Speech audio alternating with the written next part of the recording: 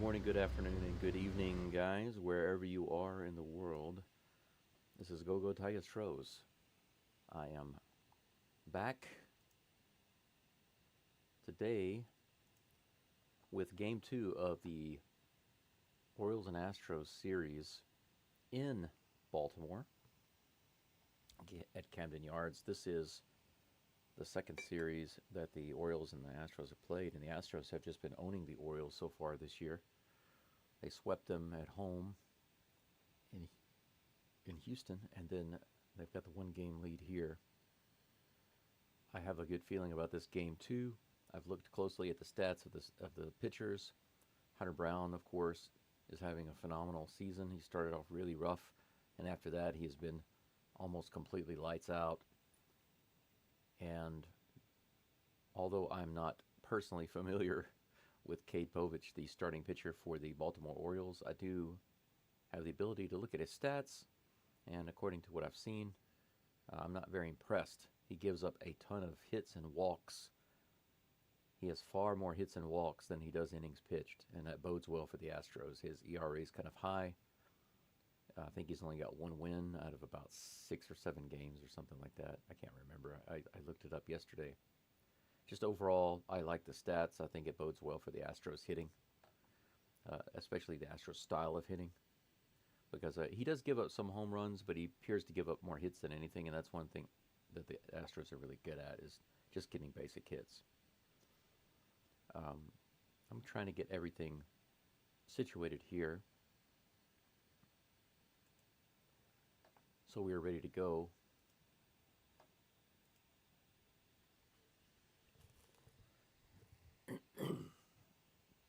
Of course, one of the most important things that I can do for myself, and for you guys actually, is make myself some coffee. Not only does it make me feel good and awake and all of that stuff, it also helps me to be clear about what I'm doing here. It helps me get my mind together. Jordan R., welcome in. Let's go Astros. Absolutely. Let's go Stros. Eric says, a few months back, I can honestly say I was happy we had a massive lead, then we started losing immediately, like I'm here. Then, come now, here you are. Yeah. Well, that's the funny thing, because the Astros have been up on the Mariners in run differential for a really long time, or differential.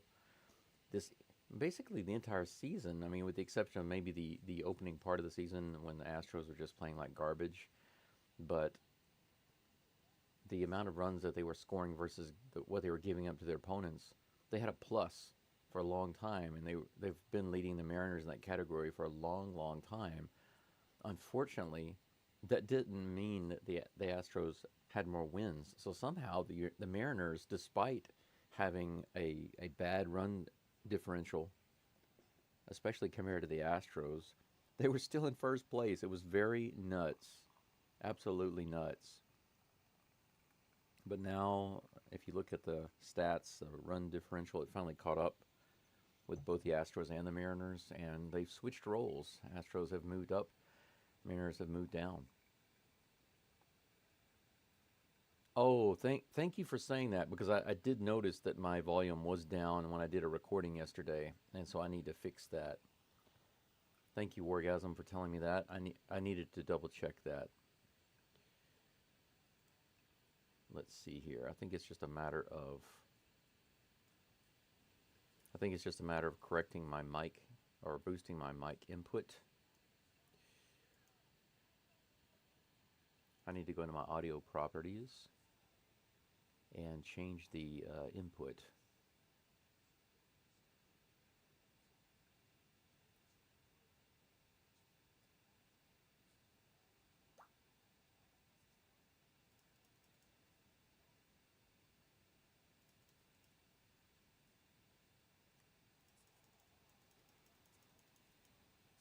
Okay, let's see.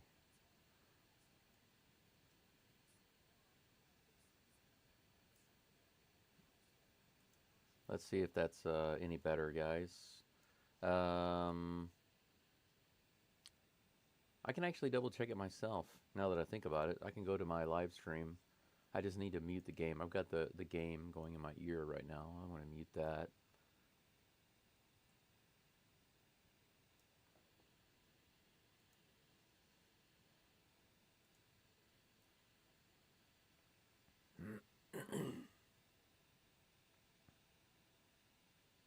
All right, so the other thing is that I've cut down the, I guess you could say, the latency between the time I actually say something and when it comes across to you guys. That way I can interact with you much faster. Before, whenever you guys would make a comment and I would reply, there was a really, really long delay. Um, and now what I'm what I've done is I've changed the latency to medium. It was on um, a very high latency, which meant that the video was a much higher quality. But what that meant was that there was a really long lag between our conversation. So whenever we're interacting on the screen, it doesn't happen in real time. It was like a minute delay, like a really ridiculous delay. So now it's less than maybe 6 seconds or something like that. Much better than it was before. I just messed with the audio properties, but I'm going to mess with them again. For some reason, my microphone was, and it's the same way again. Right now, my microphone is at 60%. I don't know why it's down to 60%. That's crazy. Why is it at 60%? Okay. I just moved it up to 100%. And I'm going to go back and check that on the screen and listen to it and see what it sounds like.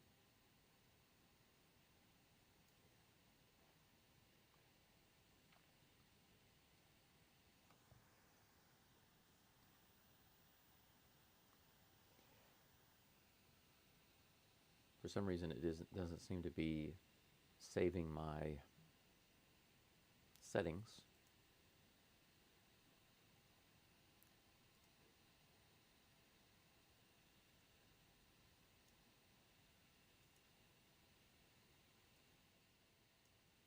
Ah, okay.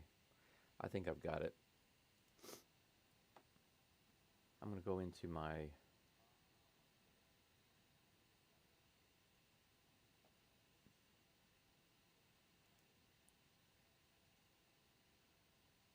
microphone settings here. Let's see.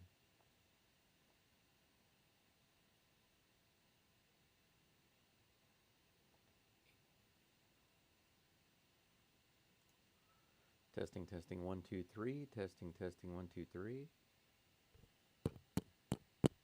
There we go.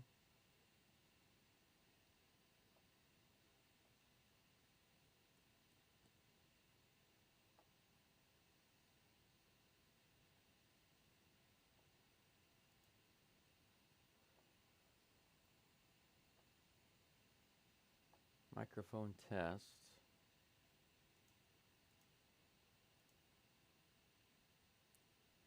All right. Running another microphone test right quick. Testing, testing, 1, 2, 3.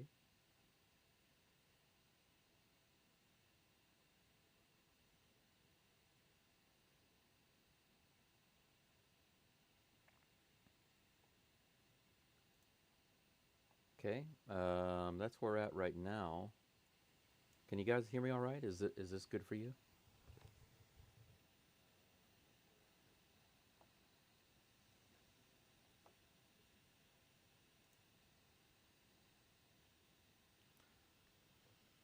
I've actually got my microphone got my microphone input jacked way up. And I've got my output jacked way up, which is strange because normally I don't have to do that. Usually I keep both of them around 80% and it's good.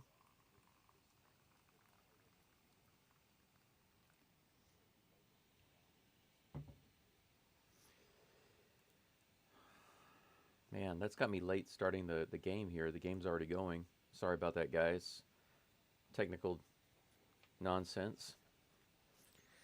So basically, we've got somebody on base already. Yainer Diaz is up. Altuve was on first base. Yainer Diaz grounds into a double play. So there we are. Well, there's the top of the first, guys. That was nonsense. So I start the live stream really early, and because of the audio issue, I missed the first couple of batters. Altuve got on base, and I don't know how he got on, so I'll go back and check that out right quick. I'm going to look at the full play-by-play and tell you what happened. Altuve led off the inning. He was hit by a pitch. That sucks. And he got to first. Bregman popped out. Unsurprisingly, he popped out.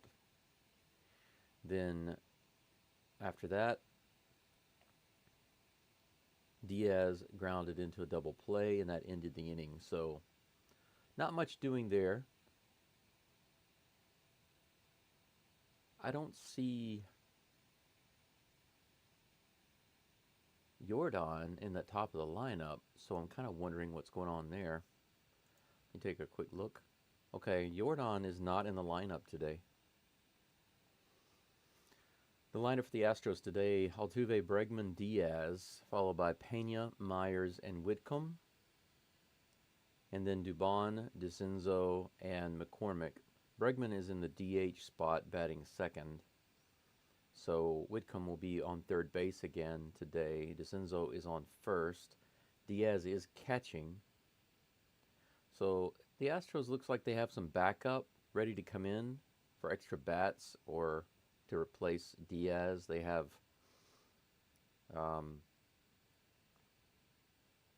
Jordan, I guess, in reserve, resting today. I'm sure the Orioles are probably very happy about that. And they also have Victor Caratini, who's not in the game right now. So they've got a little bit of backup. And I don't see Gamble in the game either. So they've got a few guys. I feel good about that. They got a few guys who've got some energy and ability to hit the ball that are in the dugout, ready to be pulled in for pinch hitting if needed. So that's good. Okay, here we go. So Hunter Brown is on the mound, and he just finished warming up. Colton Cowser is the first one to step into the box for the Orioles. Left-handed batter, left fielder, batting .246 for the season. Double check the live stream again right quick. I got to get caught up with all you guys' comments. Here comes a pitch from Brown. A little bit on the outside. 96 miles an hour, ball one.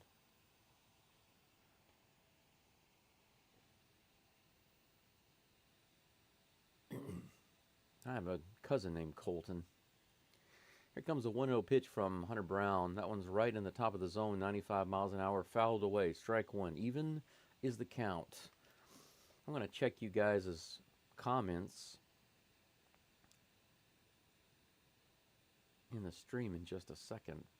I wonder if there's I really wish there was a way I could do a better split screen here. I just like having the big screen for the game. And here comes the 1-1 pitch from Brown. That's fouled away. Again, another 95 mile per hour pitch up in the zone. Strike two. 1 ball, 2 strikes. And I can hear the small crowd of Astros fans in the stadium. Just a small group of people cheering that it's strike two.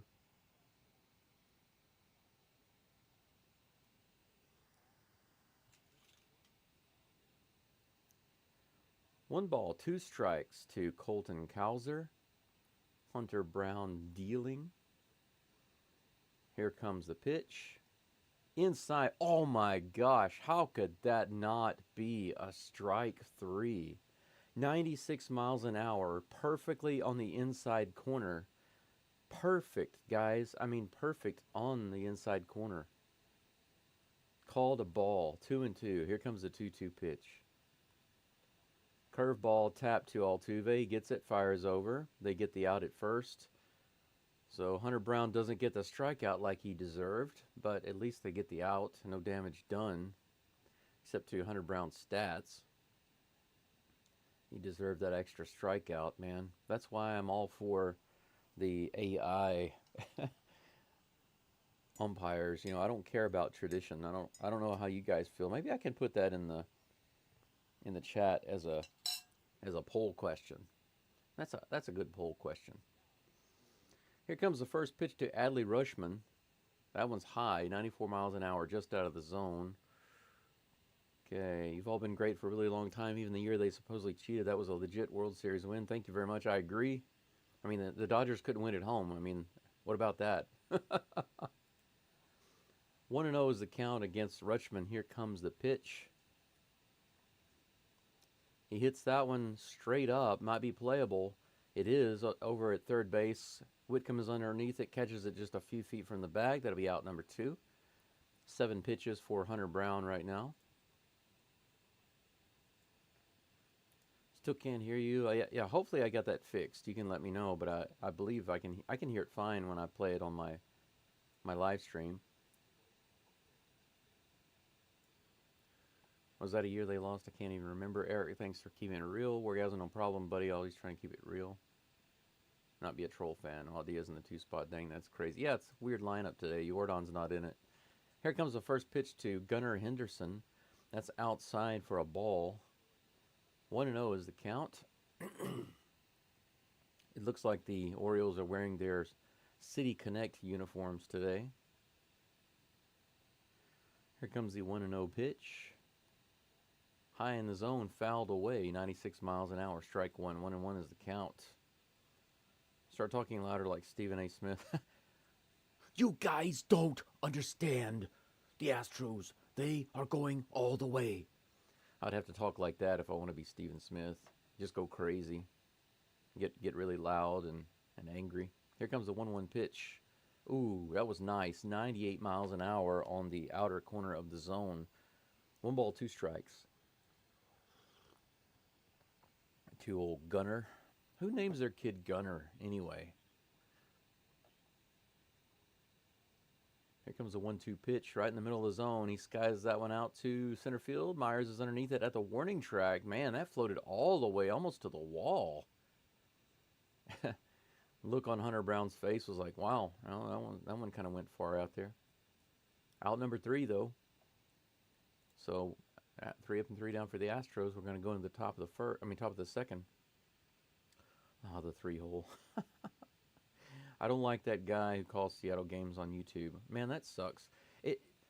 That's a thing though. Before I started watching and calling the games, my only choice was to listen to the opposing team's guys call, and of course that's hit or miss. By the way, if there are any Orioles fans, there's one guy that I liked calling the games for the Orioles, and that's Orioles Birdwatcher. He's one of the guys that kind of inspired me to do this, because listening to him is actually bearable. You know, he doesn't cut the stream early because they're losing. He doesn't, say a lot of nonsense. He doesn't throw any real hatred or shade at the Astros. I mean, he occasionally does some kind of silly things where he plays like these little audio clips, and if he plays them too much, as an Astros fan, it's kind of annoying. But, I mean, that's his team, so he can do what he wants. I can understand it. But other than that, I really like his channel. And so before I started calling the games, I would listen to him for the Astros-Orioles games. I was subbed to him, and all I heard was wah, wah, wah, wah the entire time, or very negative. Yeah, that's no good. That's one of the things that I got really frustrated about. Sometimes I'm listening to, like, some other team call the Astros game, and it gets to, like, the sixth inning. The Astros are up by 5 or 6 runs, and they're like, man, forget this. I can't call this, guys. You guys have a good night. I'm going to call it here. I'll see you tomorrow. And then log off in the live stream. What kind of channel is that? Okay, guys, top of the second. Jeremy Pena's up to bat. First pitch, he swings at 77-mile-per-hour breaking ball. Fouls it off down the third baseline. Got around way too early. Last 10 games, he's batting .342. Big difference over the season. Fastball high, ball 1. The count is even. Is Hernandez umpiring again? You can still barely hear me? Really? Okay, I'll take another look at it, guys. I'll take another look at it when I get a break in between innings here. Strike two to Jeremy Pena. Cade Povich quickly brings in the next pitch, 85 miles an hour. Looked very hittable, but swing and a miss by Pena. Strike three. One away. Man. That was a great looking pitch to hit, man. Wow. Jake Myers is at the plate with one away. Here comes the pitch. Oh my gosh, that was called strike one? A check swing, but that was about 4 inches out of the zone and called strike one. What is with this umpire today? 0-1. I hope we don't have to deal with that this whole game. There's another one in the top of the zone, just barely, strike two. 0-2, so the Myers count. Jake Myers has the Myers count. I did disconnect my microphone last night to use it on another computer and then plugged it back in today. That might have something to do with it. I will double check. Here comes the 0-2 pitch. That's in the dirt, ball one. Are you sure that's not a strike, ump? I mean, it hit the dirt, but...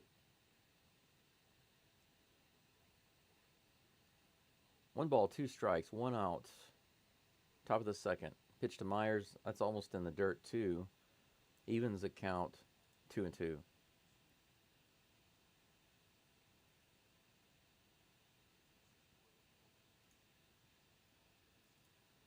Two balls, two strikes. Here comes the pitch. That was low and inside. Could have been called strike three on the corner of the zone. Umpire laid off. Count is full. That was really close. Here comes the 3-2 pitch. Low and in the zone, another 87 mile per hour. Looked like a slider. Same pitch he threw to Pena. Swing and a miss. Another hittable pitch. Strike three. 2 strikeouts for the Astros this inning.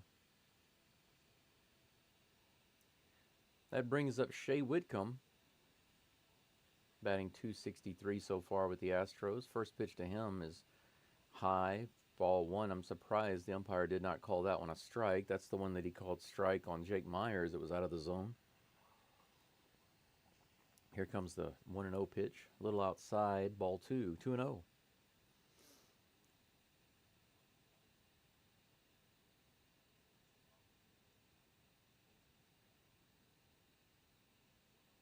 Two balls, no strikes. Here comes the pitch. Inside and low, ball three. Astros might get a 2-out base runner here.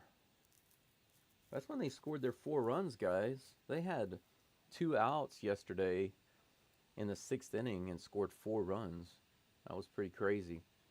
Here comes a 3-ball and no strike pitch, and that's a walk high and outside. So the Astros get their first base runner with 2 outs here in the top of the second. It's very crazy. I've got my microphone. Input way up.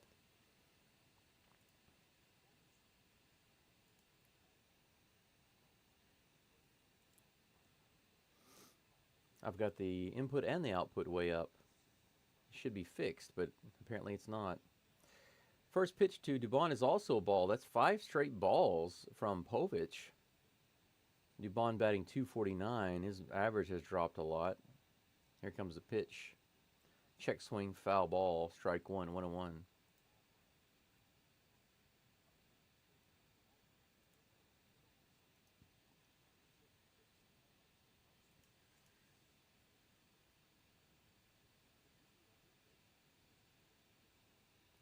One and one pitch is on the way. Low and inside, ball two, 2-1.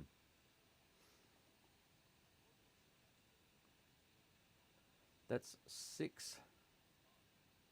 That's actually 7 pitches out of the zone, but by that check swing, it caused a foul ball, and he got a strike as a result. Dubon hits this to center field. He's running over to get it. The center fielder makes a really great catch.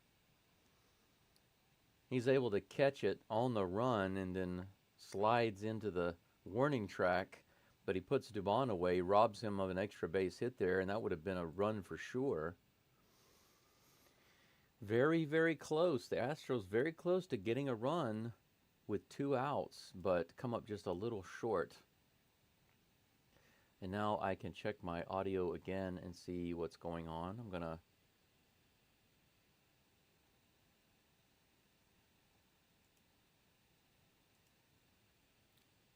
there are a couple of things going here. My music,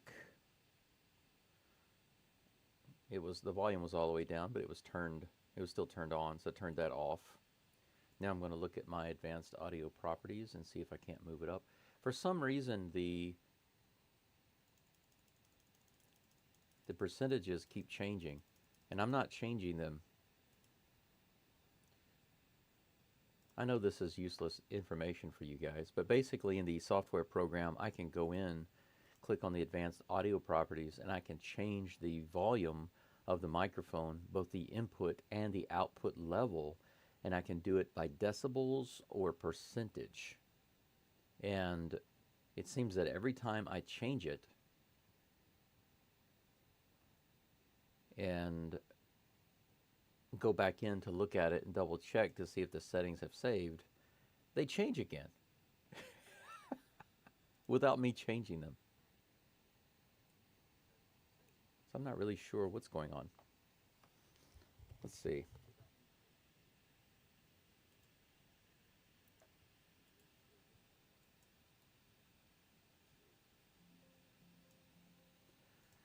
Okay, I'm listening to my live stream right now, so my talking right now will come through in just a moment. And I'll see how that sounds.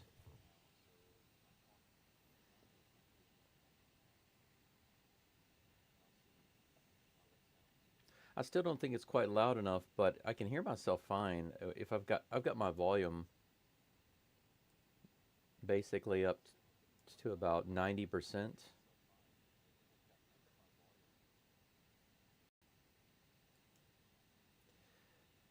I've got my volume on my computer up to about 90 out of 100. Hunter Brown is on the mound facing Anthony Santander, and he hits that ball quite high on his very first pitch. And Dubon, despite making a diving play out in right center field, is not able to catch it in the air. He catches it on a hop. It was a great effort by Dubon, but he just wasn't able to get it. A little late there on the replay. Sorry about that. There it is. You can see he just barely bounced in his glove. Did it actually come up? Yeah, it did. Okay. I haven't done a replay yet, so I just wanted to make sure it was working. So Orioles have a guy on first base, have Santander on first base. Next batter's up. Strike one right in there. Ryan O'Hearn is the batter. I hate having to try to do settings changes and stuff like that while I'm... okay. I still have DaVinci Resolve open. I wonder if that's having something to do with it. So I'm going to close that.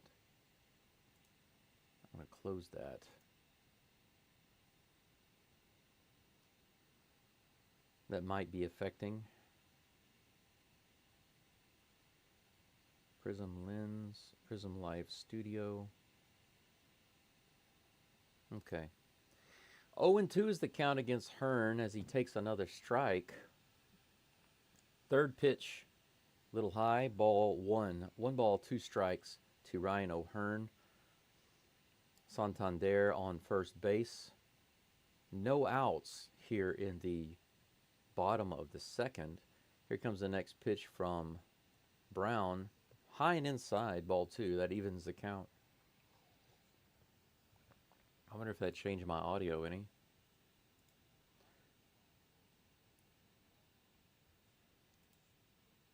Still not as loud as I would like. Here comes the next pitch. Tapped foul.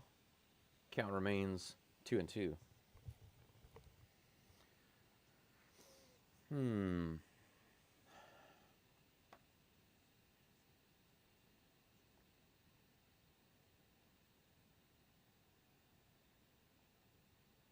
Two and two pitches on the way.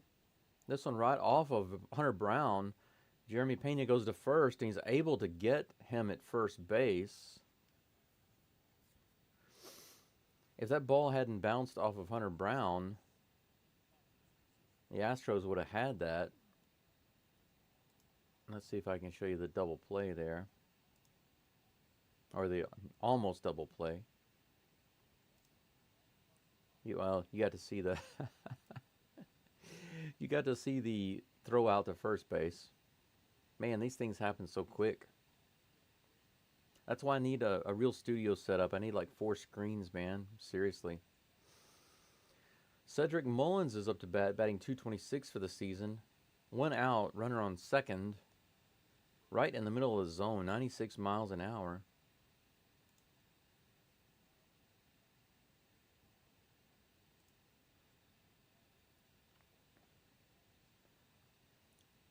No balls, 1 strike to Mullins. Here comes the pitch from Brown. Way high. Ball 1. 96 miles an hour on that one.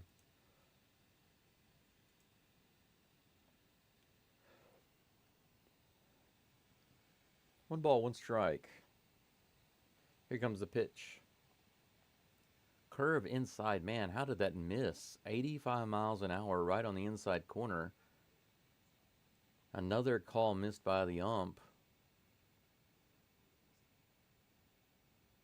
Ball 2 as it stands, 2-1.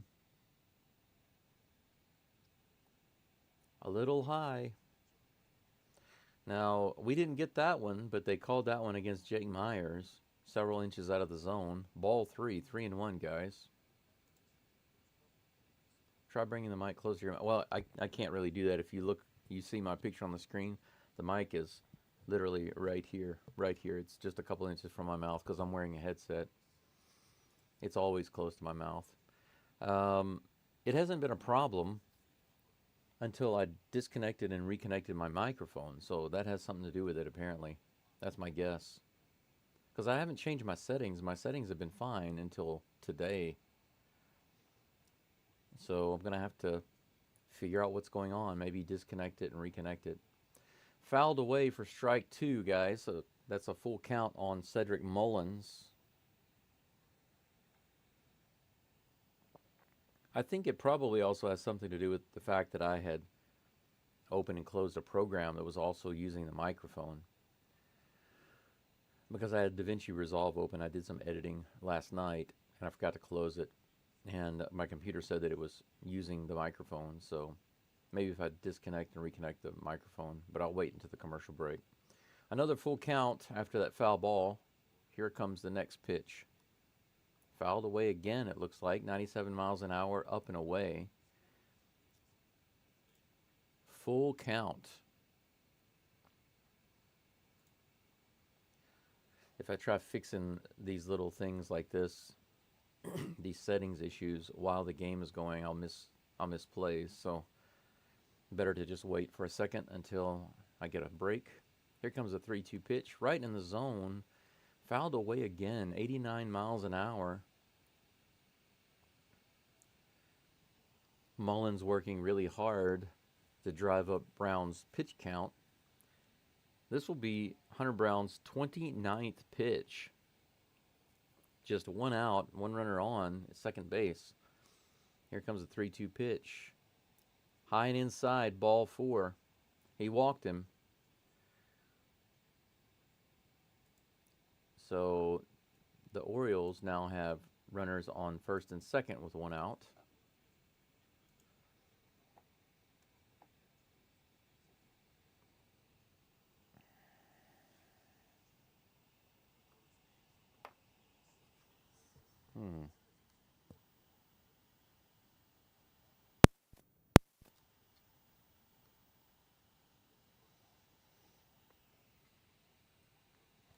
That brings up Ramon Urias.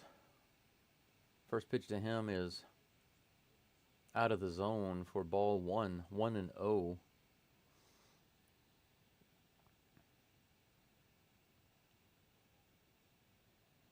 Here comes a 1-0 pitch from Hunter Brown. Runners on first and second. Ground ball. Might be a double play. Pena to Altuve, but he throws it out into right field. A big error by Pena. A rare big error by Pena. Oh my gosh. Easy double play ball. And when he throws it to Altuve, he just throws it out into right field. The Orioles are going to score a run and have runners on the corners. Take a look at this. Look at that. What in the world? Man, that is definitely not like Pena to be doing that kind of nonsense. That would have been an easy double play and end of the inning, but instead,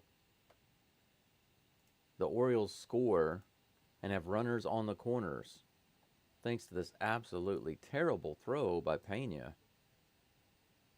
Look at that. Insane.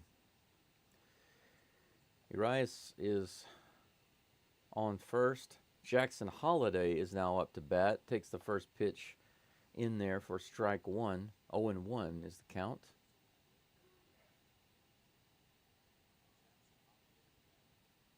Next pitch, check swing. Did he go? They say no, he did not. That's ball one. High 93 miles an hour. Hey everyone, happy Friday. Hey Daniel, thanks for being here. Happy Friday to you. It's Saturday for me, but happy Friday to you. 1-1 is the count. Curveball right in there, strike two. 1-2. I'm hearing some noise outside. I can't tell if it's just my neighbor or somebody trying to say something. I don't know what's going on out there. 1 ball, 2 strikes. Here comes the pitch to Holiday. Way high. Ball 2. That evens the count. Holiday hasn't been in too many games. I think, this is like his second game, maybe? Batting 174. Runners on the corners. Baltimore up 1-0 with 1 out. Here comes a pitch to Holiday from Brown. Swing and a miss. He gets the strikeout there. Good pitch. 98 miles an hour in the outside corner. Swing and a miss. Out number 2. Hunter Brown taking charge now of the situation. If you can't rely on your infield to make a simple play like the one Pena missed, that's the only way that the Orioles have a good chance of beating the Astros, is by ridiculous plays and errors like that. First pitch to James McCann is on the way, and that's low and outside for ball 1. James McCann is batting .226 this year.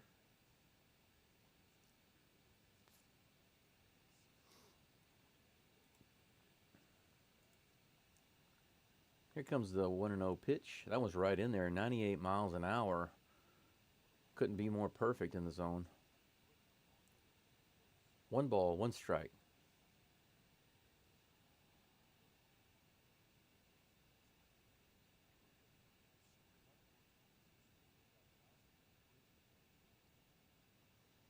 Here comes the pitch. That was also right in the zone, 98 miles an hour, but fouled away by McCann. Strike 2, 1 ball, 2 strikes. 1 strike away from getting out of this inning. Astros down by 1 thanks to the error by Pena. Still shocked by that because it was such an easy toss. But he threw it to where Altuve was rather than where he was going to be. Here comes the 40th pitch of the game for Brown here in the second inning. Here it comes. High. Runner steals second. No throw by Diaz. So now they've got runners on second and third.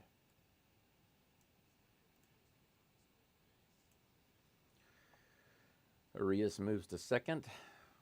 2 balls, 2 strikes, 2 runners on second and third.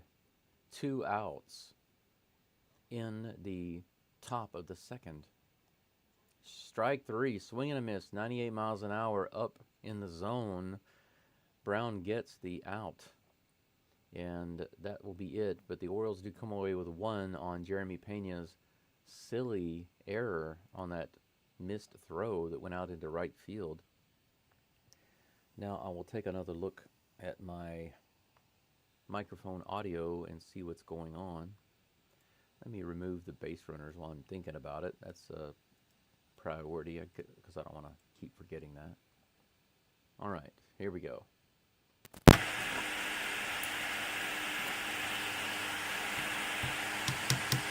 Okay, so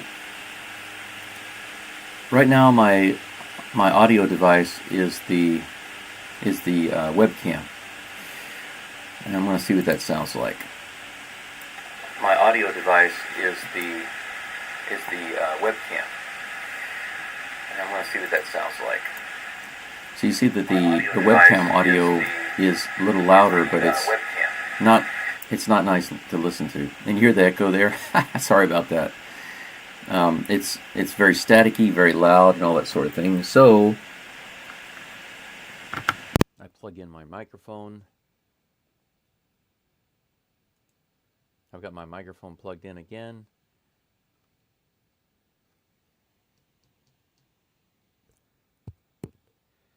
Yep. Hello. Right now I'm able to listen to the microphone and see how it sounds. And the levels are peaking in the green area. You know there's a green, a yellow, and a red, right? The green is all good. Yellow is like a warning area as it starts to get too high. Whenever the audio gets into the red area, it starts clipping, so you have noise issues. So what I'm trying to do is get it into that yellow area, maybe max out in the top of that yellow area, but it's not even getting there. Unless I yell like that. Sorry about that, guys.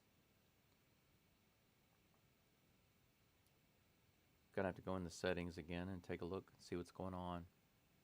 Yeah, now it's got my mic back down to 85%, but I'm gonna jack it up to about 150 and see how that works.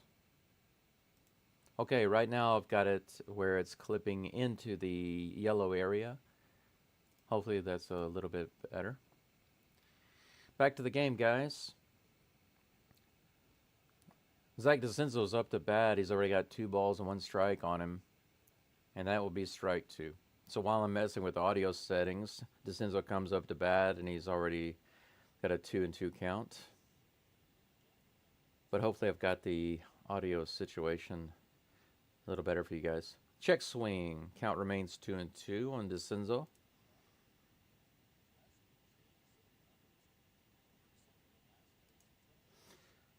I had to turn this monitoring off. I could hear myself in the headphones, and that was really weird. All right, here comes the 2-2 pitch. Hit up the middle, might be a base hit, and it is. It's going to drop into center field. Astros' first hit of the ball game there.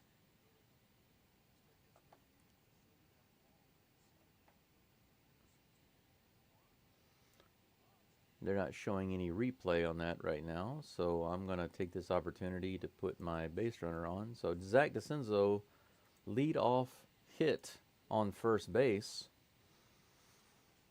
That brings up Chas McCormick, guys, batting in the 9th slot. First pitch to him is a curveball right in there for strike 1.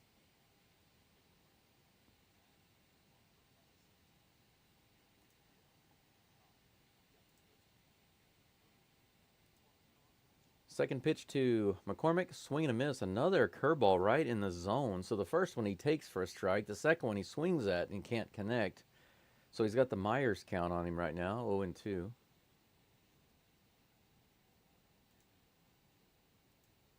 Let's see what this sounds like. Output is still not that great, I think. This one's tapped to second base. He's going to have 1 play at first base. So 1 away, but he advances DeCenzo to second base. One away. Altuve comes to bat with a runner on second.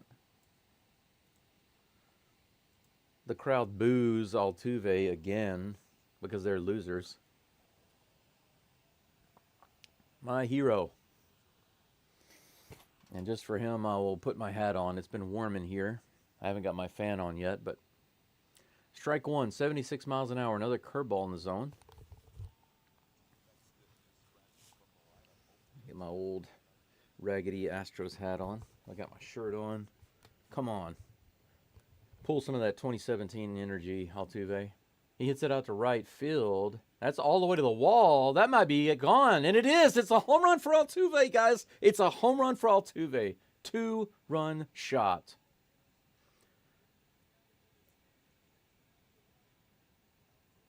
The crowd is booing and a few people are clapping. I love it. I absolutely love it, guys. Altuve jogs around the bases, and I will show you a little replay of that. He hits it out to right field, just a few feet into the stands. He's batting over 400 in this park. He has the best batting average of any MLB batter in this park. He owns this park. Next batter is Alex Bregman. High pitch, ball one. Astros are up 2-1 now, thanks to that 2-run shot. I'm still waiting for a replay that I can show you guys. Here comes the 1-0 pitch to Bregman. That one's way outside, ball two, 2-0. Man, nothing makes me happier than to see Altuve get hits and home runs, man. I love it. 2-0 against Bregman, and this is the 37th pitch from Povich. That one's in there. Curveball for strike one, 2-1. Still just one out. Astros still could do more in this inning. There comes a 2-1 pitch to Bregman. Bregman hits it pretty hard to left field, but it's a little too high. It's not quite as deep. That's going to be out number two. He flies out again. Here's that home run.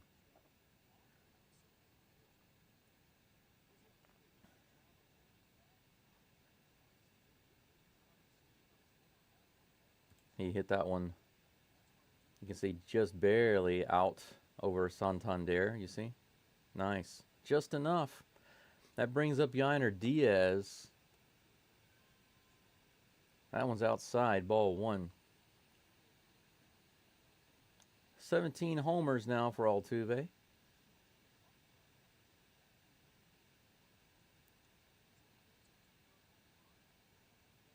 Wow. Can you see that? Wow. Can you believe that? You see this right here? You see that? That's Altuve's bat.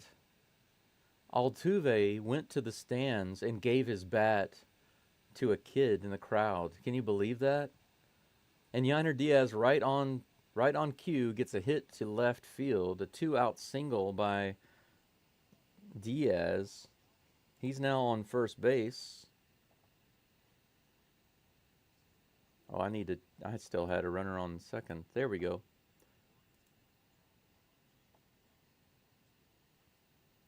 So Altuve gave his bat to a little kid who's an Orioles fan. But the kid is just amazed by it. He's sharing it with his friends and family nearby. They're looking at it.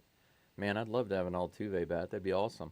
Jeremy Pena comes up to bat, takes a ball. Let me check the live stream. I haven't had a chance to take a look at it. Okay, no new comments there. All good. Yeah. Jeremy Pena hits one into left field. That's going to be an extra base hit. It's rolling all the way to the wall. Diaz is booking it around third. He's going to go for home, and he's going to make it, it looks like. Yes, he does. He slides in there just in time. Pena into second with a double. Astros have another run on the board. It's 3-1 Astros. Man, Diaz worked his butt off to get all the way around. Nice hit by Pena.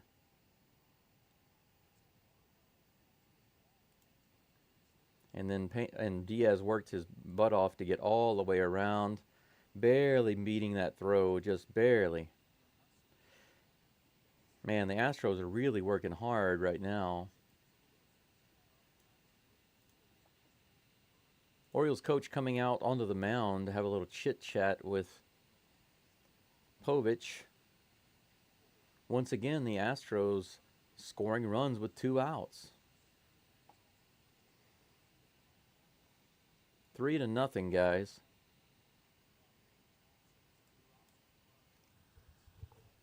Three to nothing in the top of the third.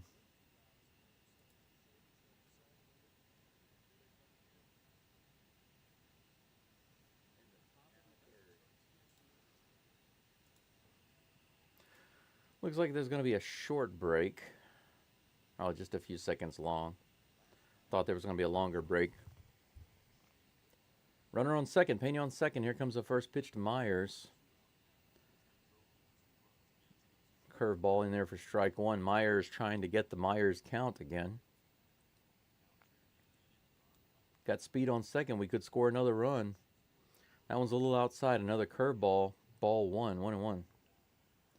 Man, I can't believe I went through all my coffee so fast. I might even be able to jack up my microphone a little bit more, I think.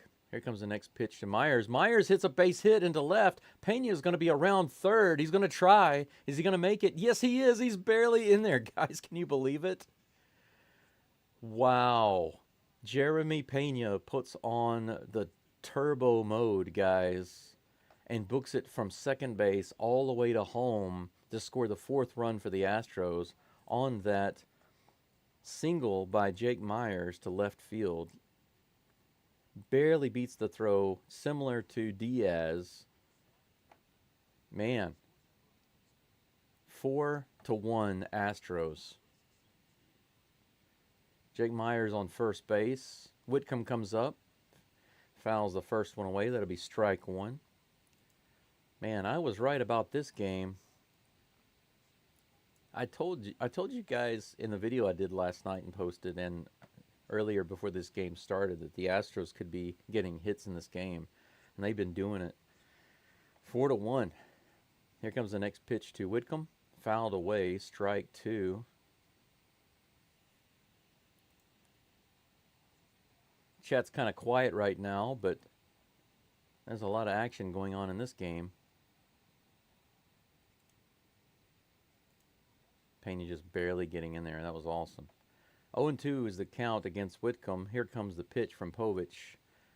Curveball fouled away again. 3 fouls in a row.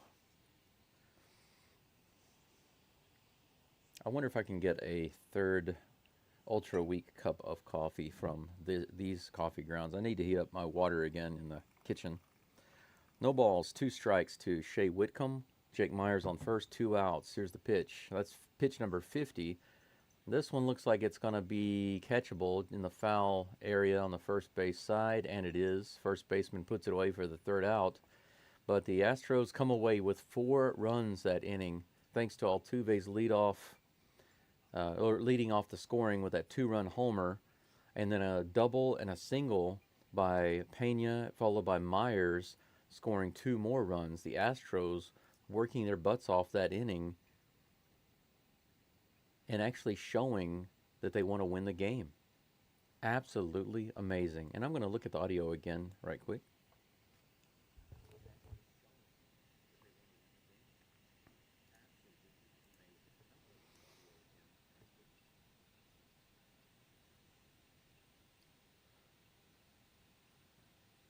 Let's see here. So my microphone input volume. I'm just going to put my input volume at 100. And then I'll double check it and make sure that the... Oh, that's better. Suddenly that's better. That's a lot better, isn't it? Oh, that's better. Suddenly that's better. That's a lot better, isn't it? Okay, got it. Okay, guys, I think I've got it fixed now. I have done a combination of things to fix the audio. I bumped up the input volume against my better judgment to 100, or about 99%. And I've got the output volume jacked up as well to about 150%. I don't know why I had to make the settings so crazy, But I hope that's much better for you than it was before. If you have a moment to let me know in the chat, I'd appreciate it. But I think it sounds good on my end. The bad thing is that I could not go heat up more hot water, but I think it's okay. I've got enough for a third cup, and then I can go heat up water whenever we get through the third inning. Hunter Brown's back on the mound, facing Colton Cowser again. Strike one, 87 miles an hour. Nice pitch right in the middle of the plate. Started off inside, moved in, fooled him. 0-1 is the count. Yeah, this will be enough for another cup. Here comes the 0-1 pitch. This will be the 43rd pitch of the game. This one's hit hard. That one's going to be gone, and it is. That's a home run. No doubt about that one. On an 0-1 pitch, Brown puts it right in the zone kind of high. Colton Cowser makes him pay by putting it into the right field stands. Man, how lame is that? They've got fireworks going off for a solo home run. The Orioles are still down 4-2, and they have fireworks going off on a solo home run.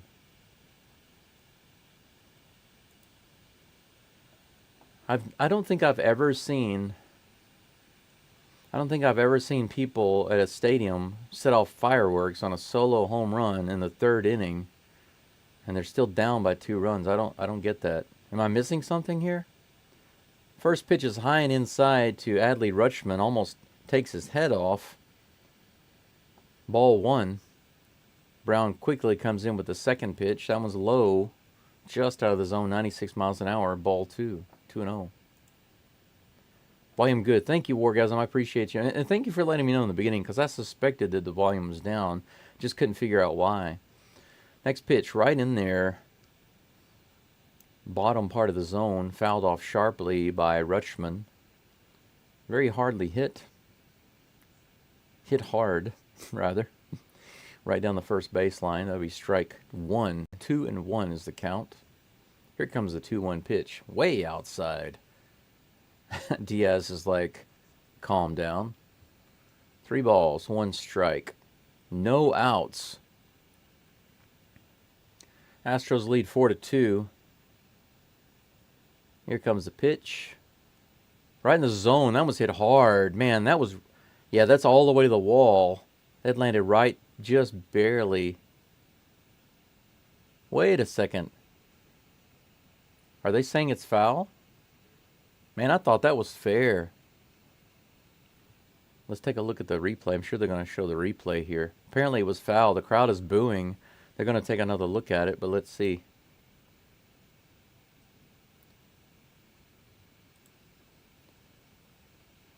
They're taking a look at it.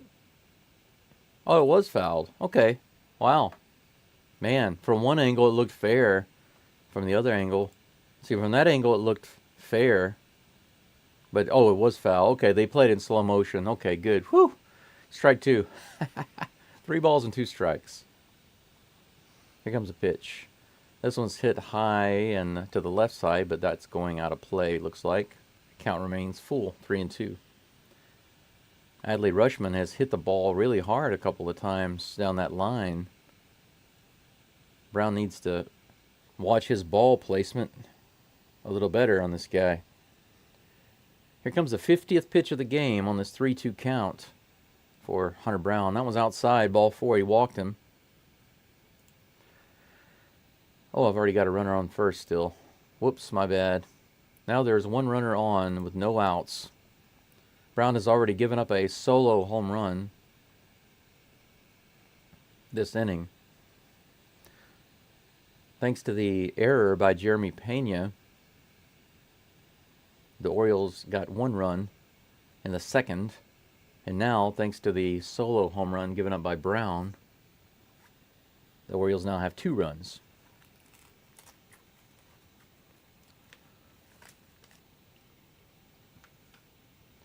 Runner on first. Gunnar Henderson is up to bat, guys. He flew out in the first inning.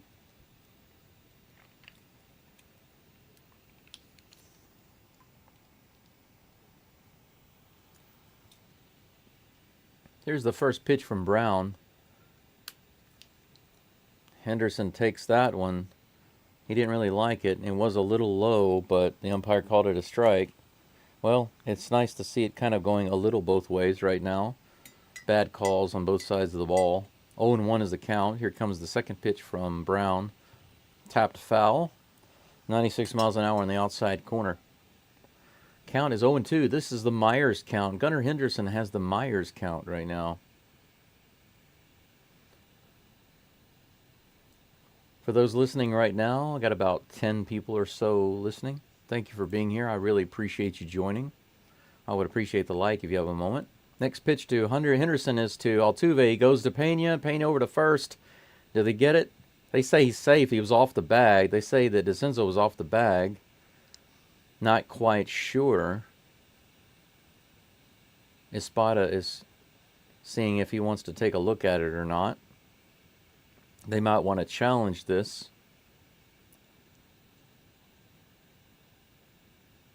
Yeah, the umpire is saying that DeCenzo he pulled his foot off the bag. Espada does say that they want to check it, so they're going to review it. You can take a look at it here.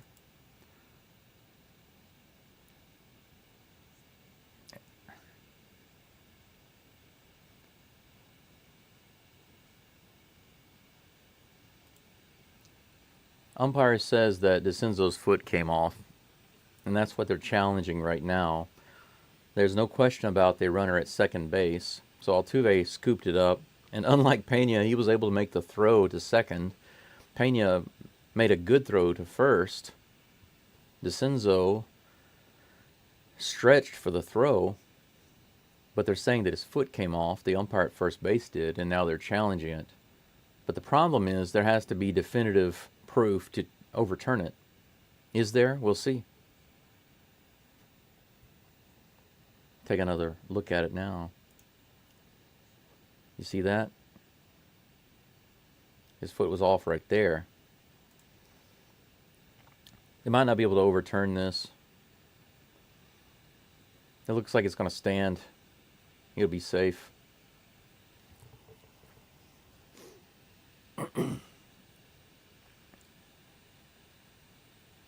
Hunter Brown taking a few warm-up pitches there to stay loose.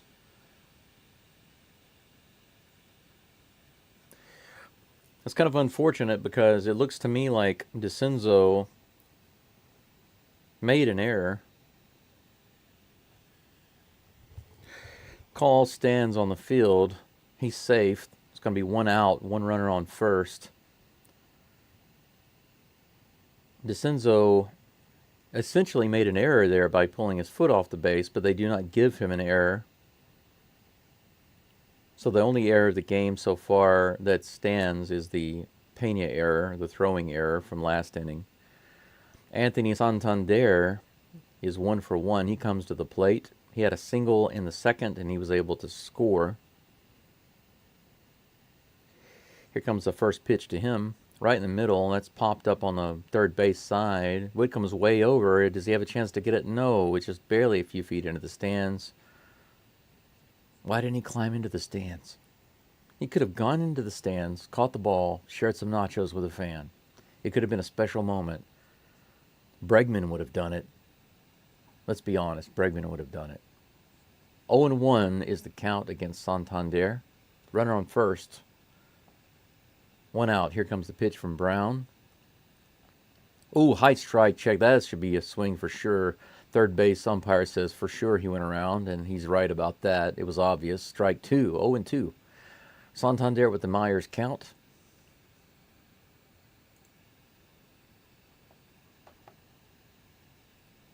Thank you guys so much. I've already got 10 likes on the stream. I appreciate that. Another check swing. Did he go this time?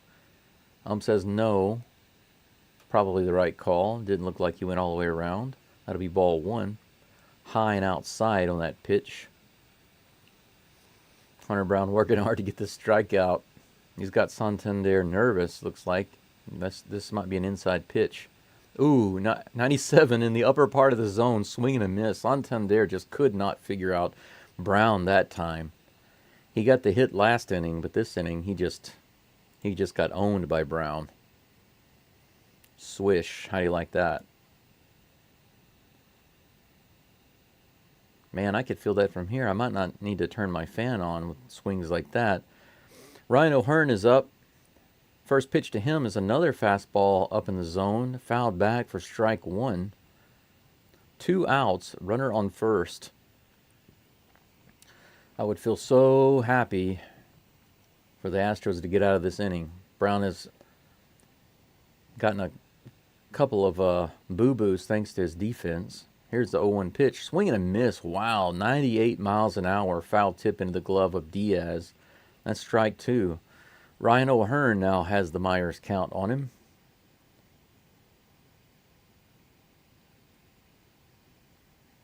Third inning has been very interesting, guys. Here comes the 0-2 pitch to Hearn. This one's bounced down the first base side, but well foul. Count remains 0-2.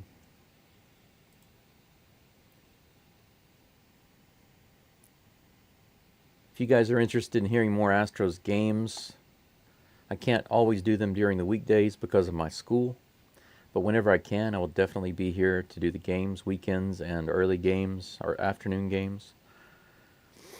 Next pitch to Hearn, misses low. Change up at 88 miles an hour, ball 1-2. But if you're an Astros fan like I am, you're interested in hearing more of the games, and later on I'm hoping to do some of the playoff games.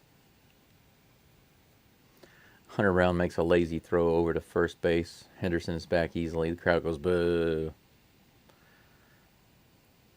But anyway, feel free to subscribe, leave some comments, like the video. Wild throw by Hunter Brown. That bounces to the backstop. Gunnar will easily go to second base. That's going to even the count 2-2. Wild pitch charge to Hunter Brown. Terrible throw there. Surprised actually that Diaz didn't catch it because he always makes it look so easy when he scoops up stuff like that, but every once in a while one gets by. 2-2. 2 outs, runner on second. Here comes the pitch to O'Hearn. That one's low. Man, 97 miles an hour. Full count was 0-2. Here comes the full count pitch with 2 outs from Hunter Brown. That one's tapped foul down the first baseline. The count will remain 3-2.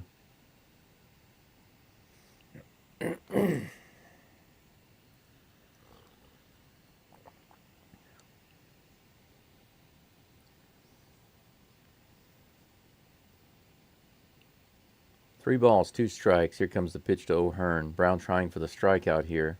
99 miles an hour, fouled away up in the zone. That was a good pitch, just didn't sneak it by him.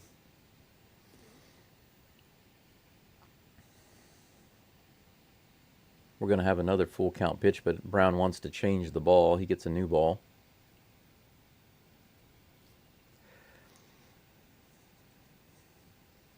"65 pitches now for Hunter Brown. He's thrown on average about 22. This will be 22 average pitch per inning right here. That one's fouled away, lone and zone, 97 miles an hour. 66 pitches, guys. There it is, average of 22 pitches per inning over 3 innings. Pitching like this, he can't go past 5 innings. 3-2 is the count. Still, here comes the pitch. Curveball inside, fouled away again. What is that, like 10 pitches now? Just Ryan O'Hearn? Curveball in the low part of the zone.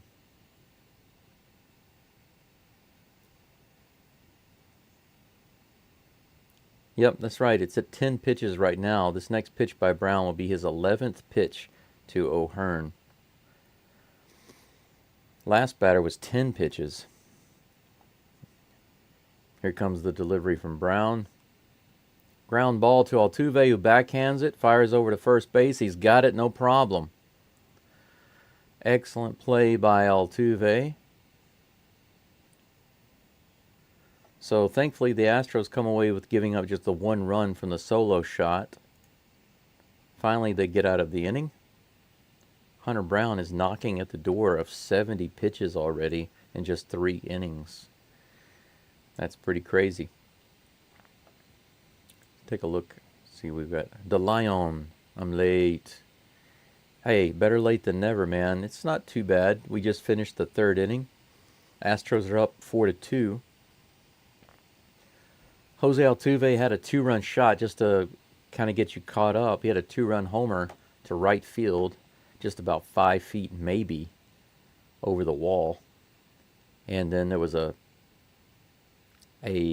double shortly after that scored Diaz all the way from first base. He just barely made it in. He ran his butt off and slid in at home plate, just beating the throw.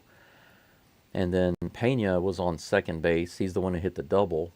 And whenever he... What's going on? Oh, okay. I see. I'm wondering about the...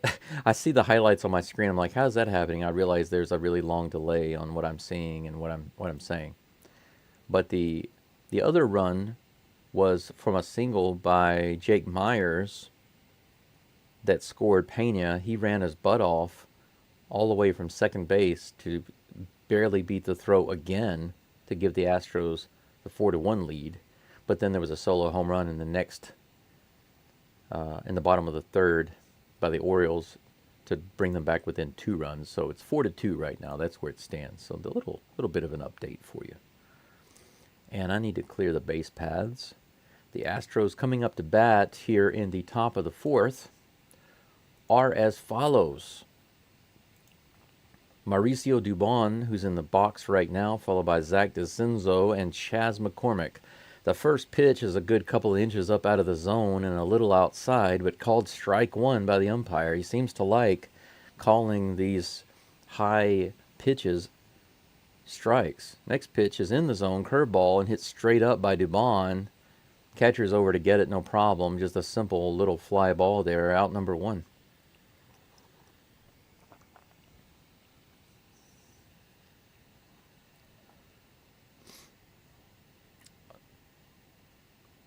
Okay, now they're talking about this kid who got Altuve's bat after his home run. That's really cool. They're asking him how he got it.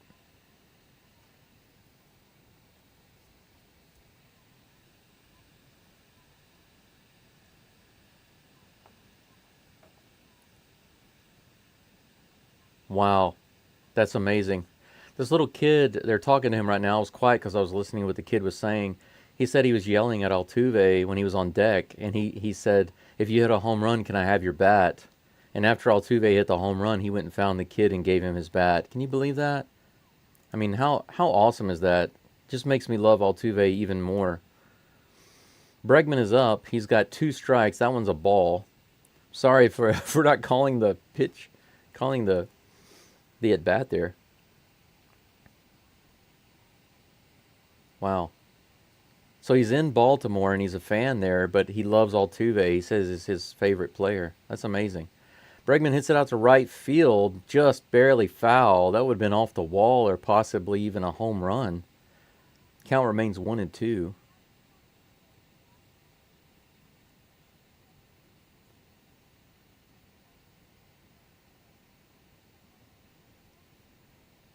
He said that this kid says that Altuve's always been his idol, and he wanted to meet him, and then he gets the bat. That's great. I love Altuve, man. I love him so much. I think he's just great all around. 1-2 pitch to Bregman, swing and a miss. Strike number 3, out number 2. It's going to bring up... Wait a second. Man, they're showing so many clips of the I guess you could say the kid in the crowd. See, I'm not able to see the game, and I thought Bregman was batting, but it was actually Zach DeCenzo. Zach DeCenzo just struck out. Now Chas McCormick is up to bat.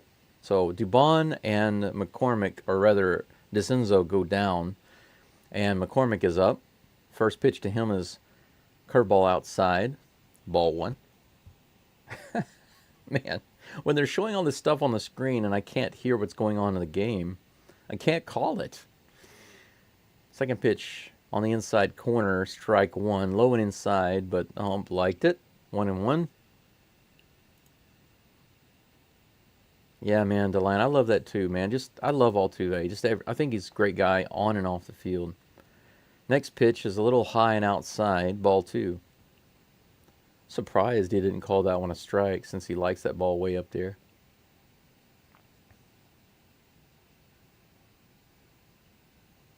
Two balls, one strike. Here comes the pitch to McCormick. Swing and a miss on that curveball low in the zone. That evens the count 2-2. McCormick calls a timeout.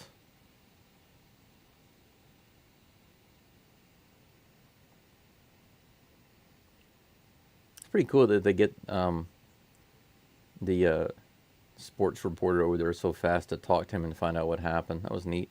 Chaz hits this ball to right field, almost to the warning track, but it should be easily playable, and it is. That's going to be out number 3. No problem. The Astros don't do anything in the top of the 4th, but they still lead 4-2 going into the bottom of the 4th. Cedric Mullins, Ramon Urias, and Jackson Holliday are due up to bat against Hunter Brown. Hunter Brown at 68 pitches so far this game.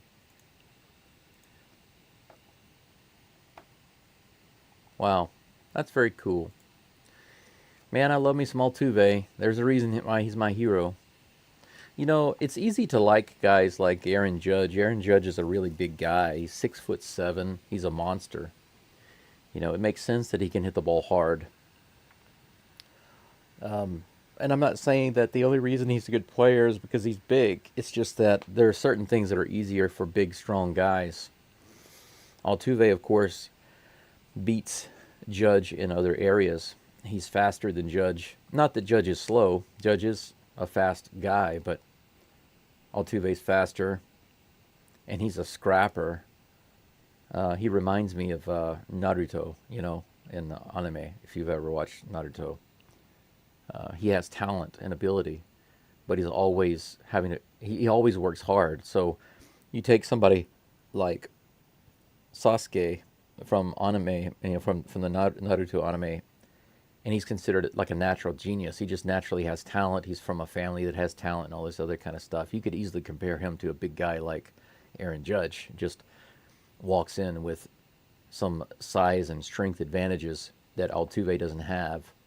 And if you go back and you listen, if you guys never have, I strongly recommend you go and look at some videos that kind of document Altuve's life and how he got into the majors. And he was basically rejected the first time he showed up, but he performed so well when he finally got a chance that he was able to get himself into the Astros system. He's been an Astro ever since. And it's just a really inspiring story when you see where he came from and what he had to do and how hard he had to work to get to where he is, man. And I love him to death, and he's such a wonderful personality. Like no one in the majors. First pitch to Cedric Mullins is in the low part of the zone, 94 miles an hour, fouled away for strike one. I could go on all day about how much I love Altuve. Just a great sportsman. Great player, great sportsman, great off the field, just a wonderful guy. 0-1 pitch to Mullins, the 70th pitch of the game, up and in, ball one. Count is even. And I was so busy talking about Altuve during the break that I forgot to go turn my hot water on. 1-1, here comes the pitch. Ooh, right in there. Taken for strike two, 95 miles an hour.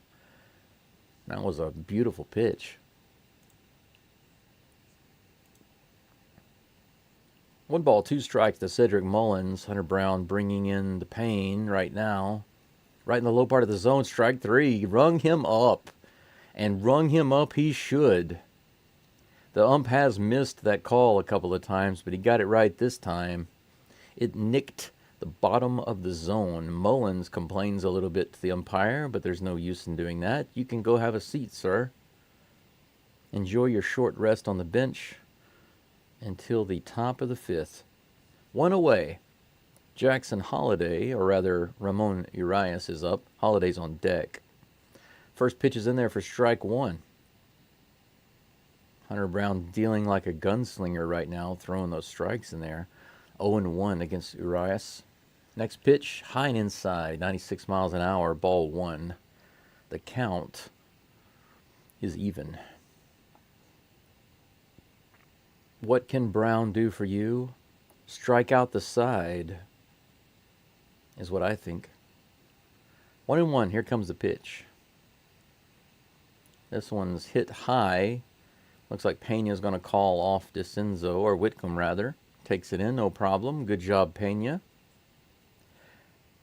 I can forgive Pena's error earlier because he did come back with an RBI double to make up for that. So he's off my naughty list again.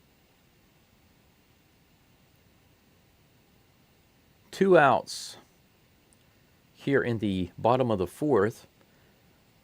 Jackson Holliday is at the plate. Very first pitch is swing and a miss. Holliday struck out in the 2nd inning. Looks like he's trying to do that again here. That would be fine with me. I'm sure Brown would be happy to oblige. 0-1 is the count, and here comes the pitch. Ooh. Looks like he wanted to go on that one. It was a little outside, 97 miles an hour. Holliday was able to stop his swing. That's ball 1. Even is the count. Here comes the next pitch. Ooh, curveball in the outside corner. Swing and a miss. Strike 2.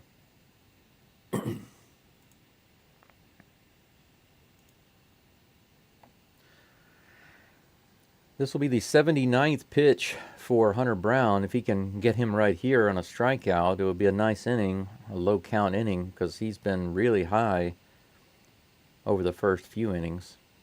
Here comes the 1-2 delivery. Way high. My gosh, that was a good 2 feet out of the zone. Diaz almost had to stand up to get it. 2-2 is the count. This will be the 80th pitch. If he can end it here, that'd be a good average of 20 per inning. Dropping that average down just a little bit, giving him more of a rest. Now it's a curveball grounded up the middle. Pena plays over and grabs it, fires to first. That'll be out number 3, no problem. 3 up and 3 down. And my personal hero, Jose Altuve, is due up for the Astros in the top of the 5th, followed by Alex Bregman and Yainer Diaz. Altuve today is 1 for 1. His average is at 299. It did dip a little bit. It was as high as 310. And he had a little bit of a rough patch there. He's got 2 RBIs today. His first at bat, he was hit by pitch. His second at bat, he got revenge on the pitcher by hitting a 2-run homer. This is his 3rd at bat of the day.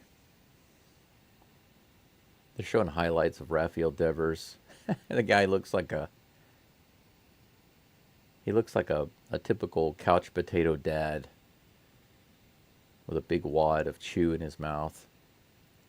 He doesn't look like a baseball player at all. He looks like a beer belly couch potato guy. He looks like a guy that would be watching baseball and drinking a lot of beer, not actually in the game. I forgot to put my hot water on. Let me see if I have the opportunity to do it now. Might not.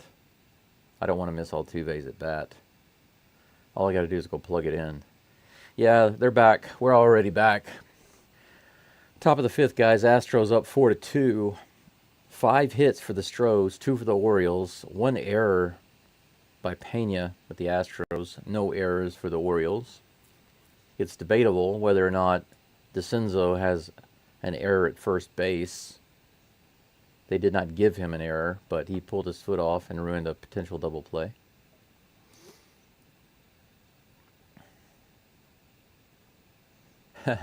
So Altuve walking up to the plate with a completely different bat than before.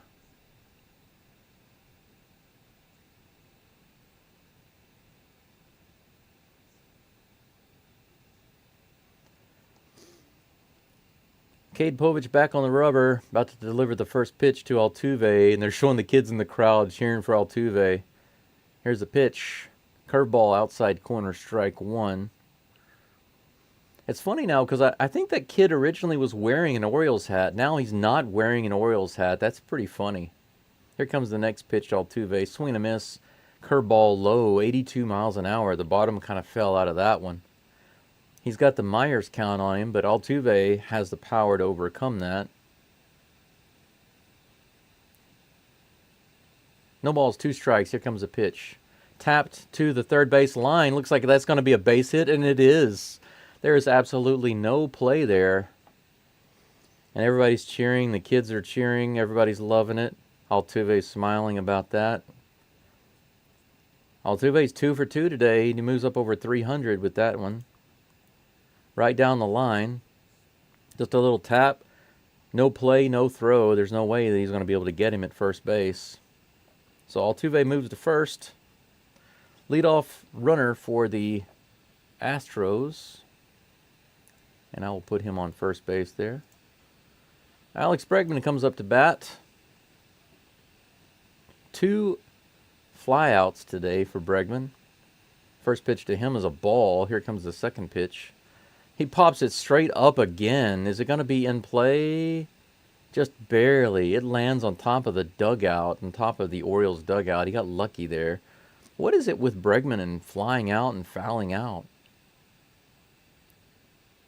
Fewest games to 2,200 hits for second baseman since 1901. He's now number 6. Jose Altuve is now number 6. That's great. 1-1 is the count against Bregman. Povich taking his time on the mound. After a long pause, here comes the delivery. This one's hit to right field. Looks like it's going to be another fly out, and it is. Right fielder takes it, no problem. That's 3 flyouts for Bregman. The fly out king.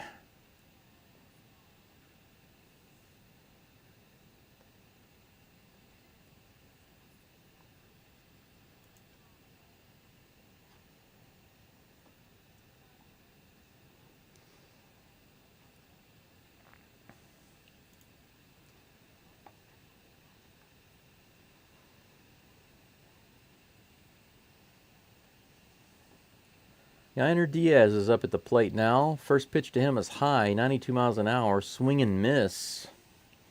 Could have easily been ball 1. That was way out of the zone.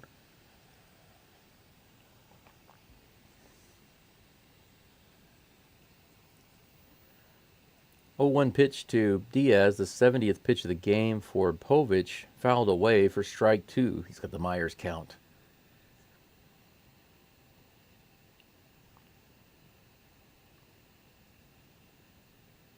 No balls, 2 strikes, 1 out. Altuve on first base. Yainer 1 for 2 today with a single. That's a curveball in the dirt. Ball 1, 1-2. Yep, Altuve's got his average back up to 300 even right now. 2 for 2 today. Here's the 1-2 pitch to Diaz. He taps it to the mound. Looks like they're going to easily get a double play, and they do. Povich goes to second, second to first, and that's it for the Astros in the top of the 5th.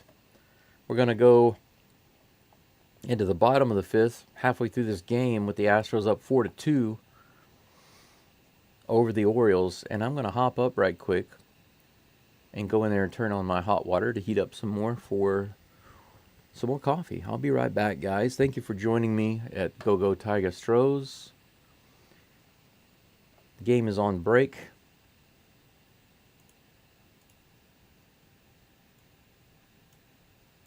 And I'll be back in just a moment. Bear with me.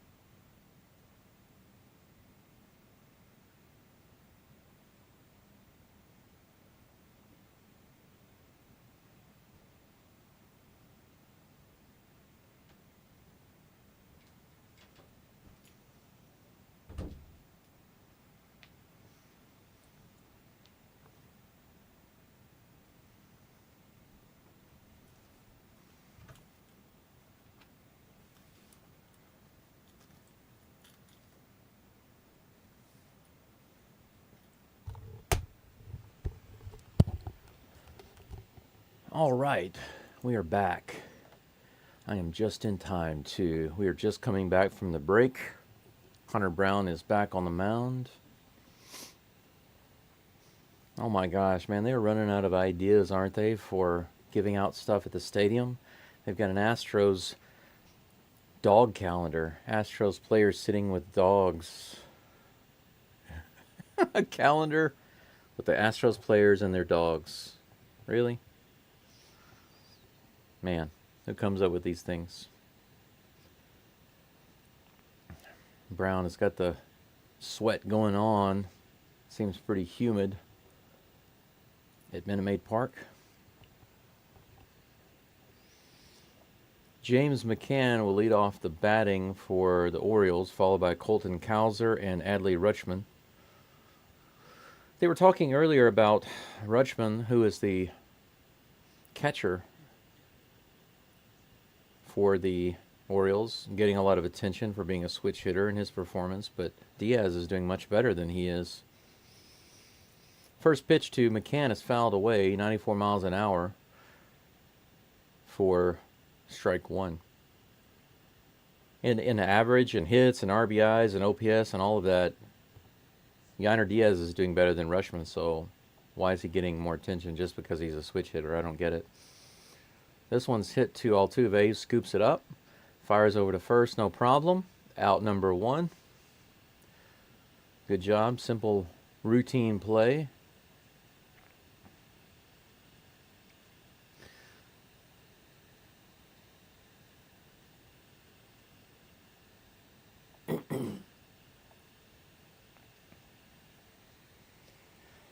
And there's a name I don't see very often, Penn Murphy. Do you guys know about him? First pitch to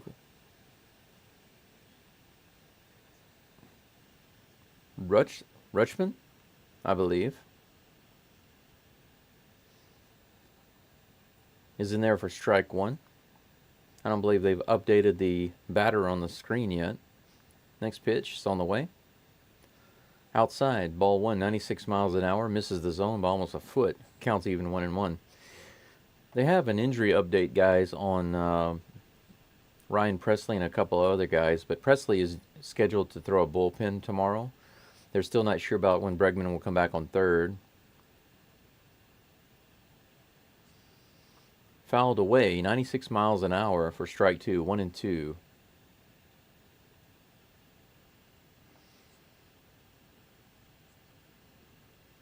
No, that's actually Cowser at the bat. Colton Cowser is batting. 1-2 is the pitch count, and he swings and misses on that one. A curveball in the dirt. Yainer Diaz scoops it up and tags him out. Nice pitch by Hunter Brown, gets the strikeout. Out number two, in the bottom of the fifth, no runners on. 86 pitches now for Hunter Brown. That brings up Adley Rutschman, the catcher that they were talking about earlier. Yeah, DeLion, that Astro who's apparently on the injured list, and I really don't know anything about him, but apparently he's not coming back anytime soon. But I don't even remember when he was even on the field.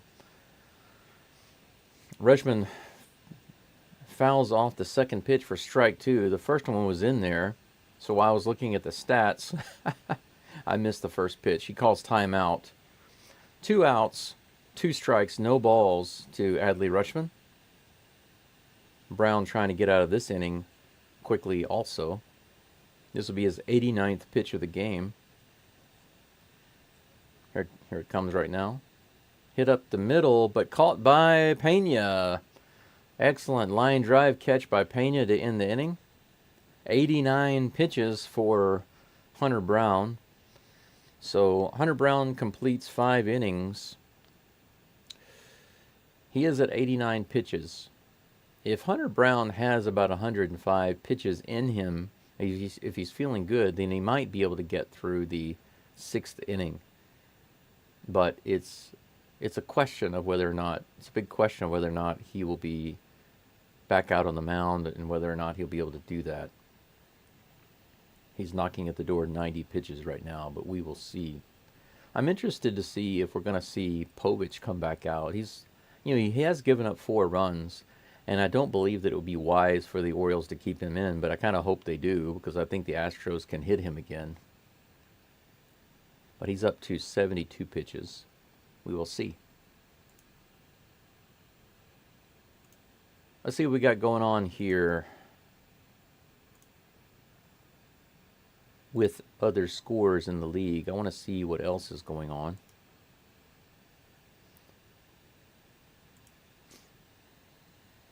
Are the Mariners playing? Are the Rangers playing? Let's see, guys. Okay, the Rangers are in the bottom of the 5th playing the Guardians.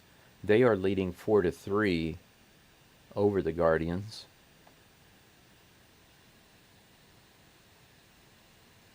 And the Mariners don't start for about another hour and a half.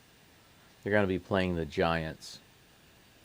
Giants and the Mariners have basically almost the same record. The Giants are 65-64. The Mariners are even 64-64. Pretty crazy. Hopefully the Giants can beat them. Push them a little further away from the Astros. That'd be great. Mariners lost today. Astros win. Continue to cushion that lead. Jeremy Pena is at the plate, guys. Swing and a miss. First pitch on the outside corner. 75 miles an hour. Povich is still on the mound. 0-1 is the count. Here comes the second pitch. That one's low, almost in the dirt. 87 miles an hour, ball 1. Count is even.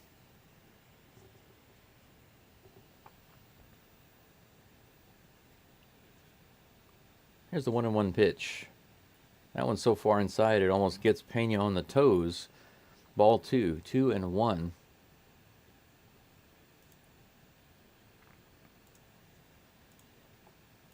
Two balls, 1 strike. Here comes the pitch from Povich. Pena takes that one. Curveball right in the bottom of the zone for strike 2. That one looked like a good one to hit. 2 balls, 2 strikes. Pitcher steps off the rubber just for a moment.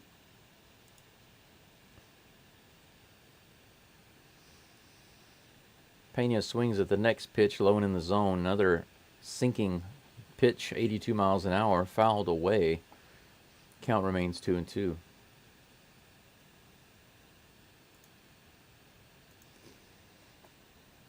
Here's the next pitch, hit hard to left field. It's all the way to the wall. It might be gone, and it is. Jeremy Pena with a home run, a 2-2 home run. Altuve standing in the dugout with his hand in the air, raising his fist in the air. Jeremy Pena extends the lead 5-2. So now I completely forgive Jeremy Pena for his error. He not only has driven in 1 run on a double, but now he has a home run, a solo shot, getting another run on the board for the Astros.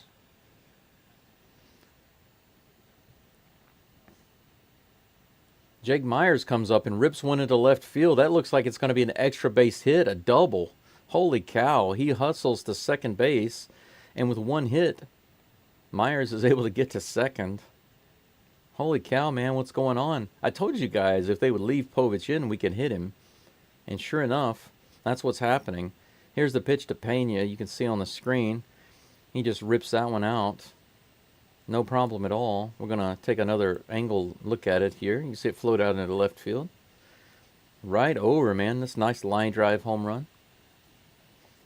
Myers is now on second base after that double, and that brings up Shea Whitcomb. No outs, guys. First pitch is inside, ball 1. And I need to put Myers on second base here. There we go. 1 ball, no strikes to Shea Whitcomb. Here comes the pitch. High and outside, ball 2, 2-0. Maybe Povich is shaken up. Hopefully, Whitcomb can drive in another run right here before they pull Povich out of the game. 2-0 is the count, no outs. Myers on second. Curveball in the dirt, ball 3. Orioles finally have somebody warming up in the bullpen. Looks like Smith. Birch Smith, looks like, warming up in the bullpen. Now they're going to eat some time off the clock, give the bullpen a time to rest. The catcher walks out to the mound to chat with Cade Povich. So here we are, guys, the top of the 6th. Astros with 8 hits now and 5 runs. Orioles with 2 hits and 2 runs. No outs here in the top of the 6th. Runner on second, Jake Myers, with his double. 3 balls and no strikes to Shea Whitcomb. Cade Povich looking for the call, and he's finally got what he wants. Here comes the pitch. Oh my gosh, that was way up and out. Can I show you that? I wanted to, yeah, they're going to show that again. I want you to see that. Take a look at this pitch. He calls it a strike. You see that? That was ball 4, guys. That was 3-1 now. That one's also high. He takes that one. Luckily, it's called ball 4, curveball, and basically the same spot. The umpire calls that one ball 4. What a ridiculous umpire, man. So inconsistent. The Astros have runners on first and second, guys, with no outs.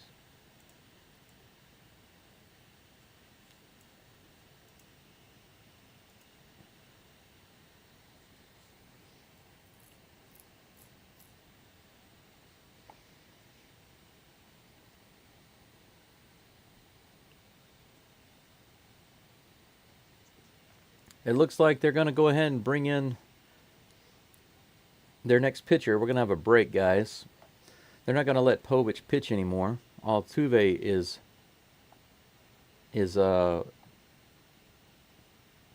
lingering not too far away.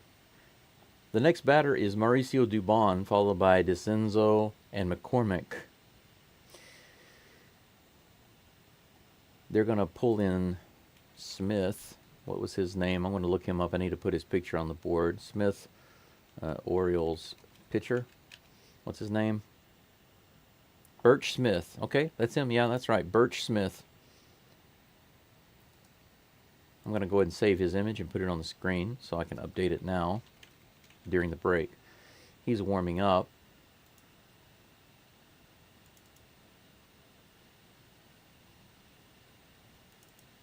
There we go, Birch Smith.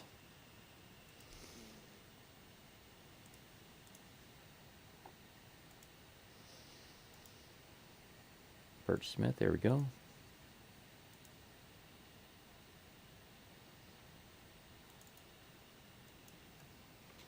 Birch Smith. Should be updated now. There we go. I think his picture could be a little smaller though. He's a little too big there. There we go. Oh, that's a little too small. It's so sensitive. There we go. That's okay, I guess. I'll leave it there.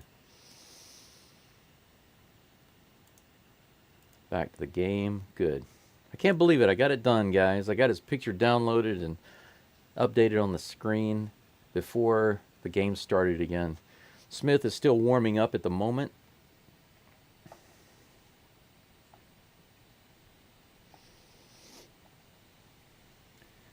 Smith's ERA this season is 4.76 over 45 innings.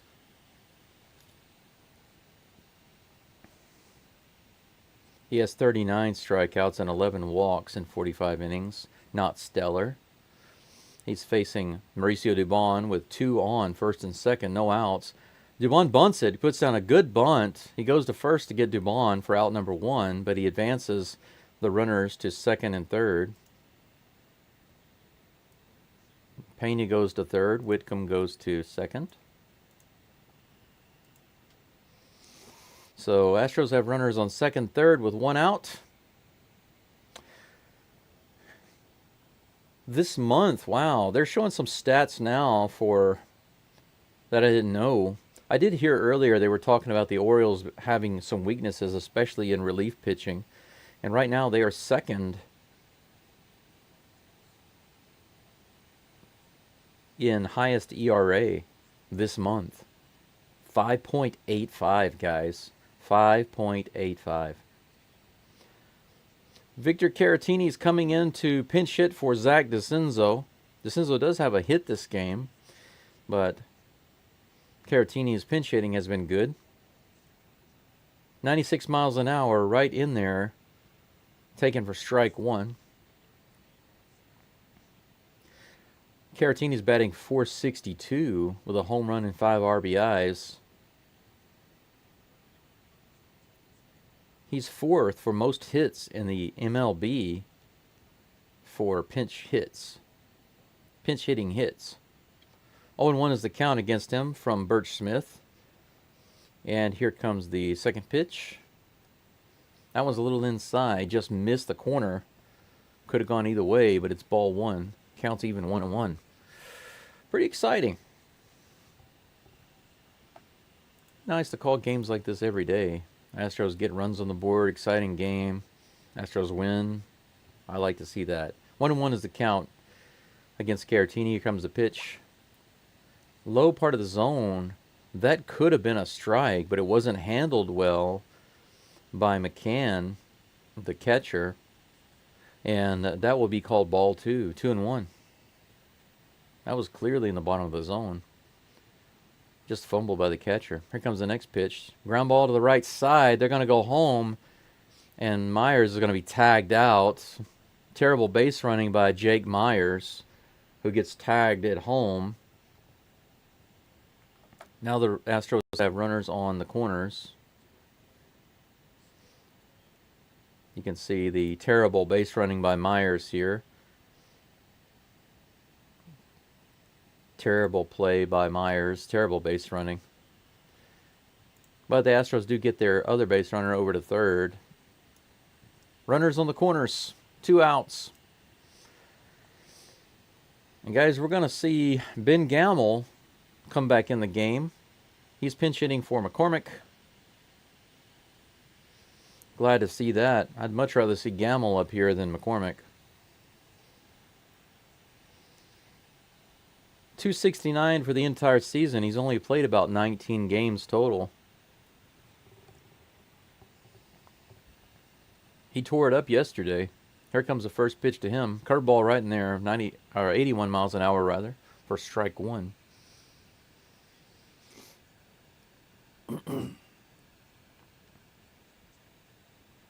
Gamel had RBIs and 2 separate at-bats yesterday. His average for the game was basically 667.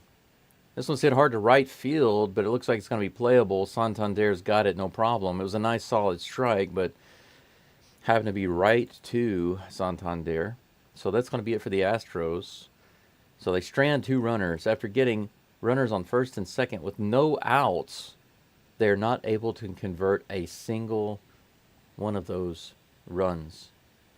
The only run they get is the solo home run by Pena.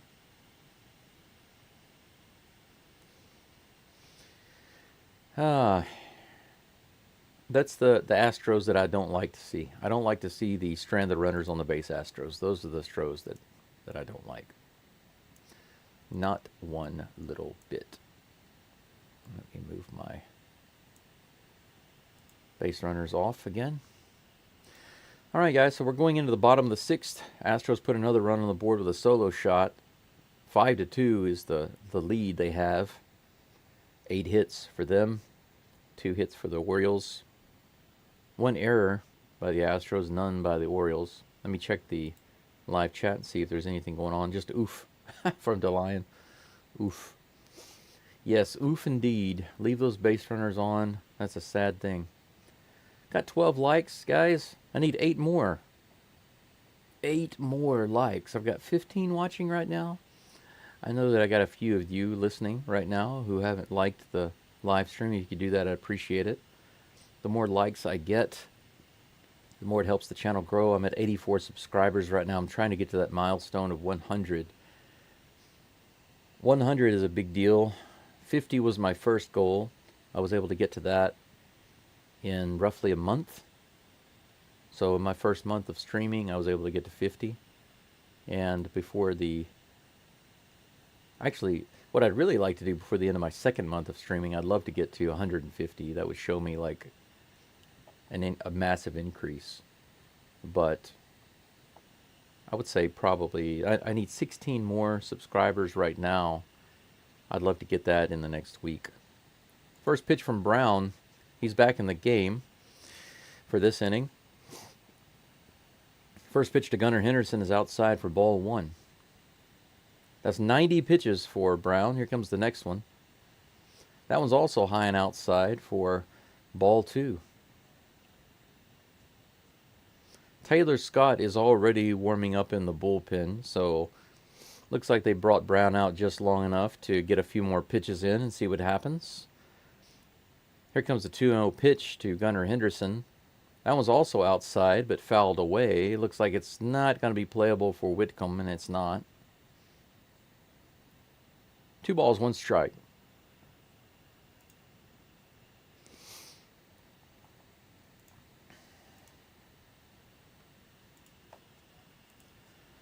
Two and 1 the count. No outs here in the bottom of the 6th. No runners on. Here comes the pitch from Brown. Right in the middle of the zone, 97. Late swing by Henderson, fouled away. Strike 2. The count is now even.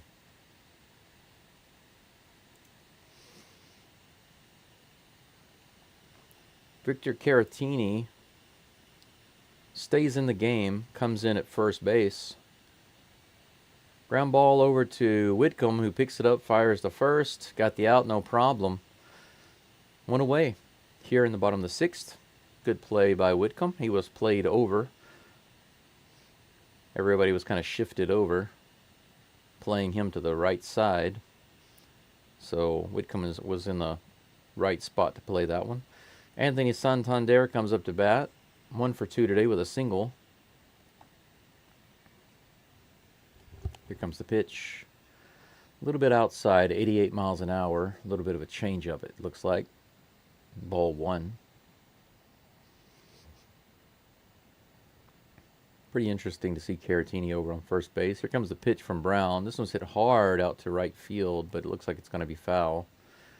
Yeah, he swung way too early on that one. 1 ball, 1 strike. Hunter Brown up to 96 pitches. It seems that the Astros have moved some guys around in the outfield. Ground ball to Altuve, little easy, lazy hopper. He throws him out, no problem. Out number 2. Altuve making the routine plays look routine. I believe that the Astros have got Gamble out in right field now. It seems they've shifted the players around a little bit after those pinch hitters came in. Ryan O'Hearn is up to the plate, and Hunter Brown has the call. Here comes the first pitch to him. Right in the middle of the zone, 97 miles an hour, fouled off to the third base side and into the crowd for strike 1. O'Hearn batting left-handed. He's over 2 today with 2 groundouts. This is the 99th pitch from Brown. Curveball, little low and outside. Ball 1. 1-1.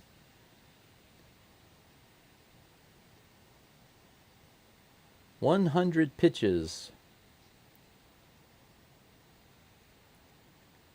coming right now from Hunter Brown. Curveball right in the zone. He almost got another ground out there. That would have been nice to end that inning on his 100th pitch. But the count is 1-2, thanks to that foul ball. Here comes the 101st pitch from Brown. This one's hit to left field. Looks like it's going to be in for a hit. That might be it for Hunter Brown. We'll see. They bring it in. So with 2 outs, the Orioles have a guy on first base. I'm kind of wondering if they're going to leave him in for the next batter, if they're just going to go ahead and pull him out. Coaches have not come out of the dugout yet. Austin Slater comes to the plate. batting .221 this season. He's been having a good month, but they're leaving Brown in against him. And here's the first pitch. 96 miles an hour right in the heart of the plate. Strike one. Interesting decision to let Brown try to get through 6 innings. I mean, as long as he feels good, why not? Here comes the 0-1 pitch. Bouncer in the dirt, curveball. Don't know how Diaz caught that ball. 1-1, the count's even.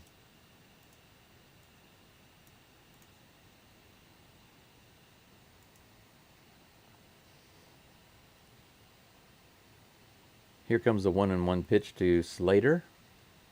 Nice curveball right in there. Beautiful pitch. 1 ball, 2 strikes. Hunter Brown takes a deep breath. Hits the ball in his glove a couple of times. Takes a little breather. This will be the 105th pitch of the game for Brown. And here it comes. Way outside. Ball 2, 2-2.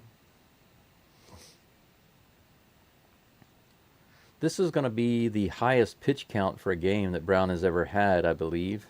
106 pitches. The Astros coaches look like they're ready to pull Scott in no matter what happens on this pitch. Here it comes, the 2-2 pitch. That's low. Full count. All right, guys. Pretty much guaranteed that this is going to be Hunter Brown's last batter, whether he gets him or not.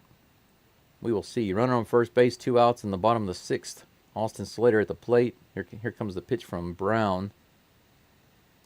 Strike 3 around the corner. Got him. Got him looking, guys.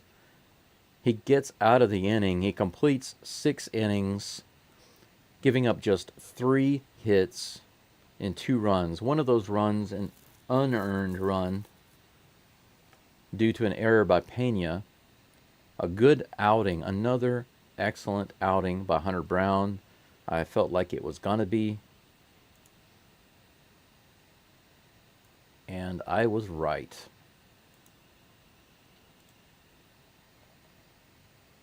And thus ends the 6th inning.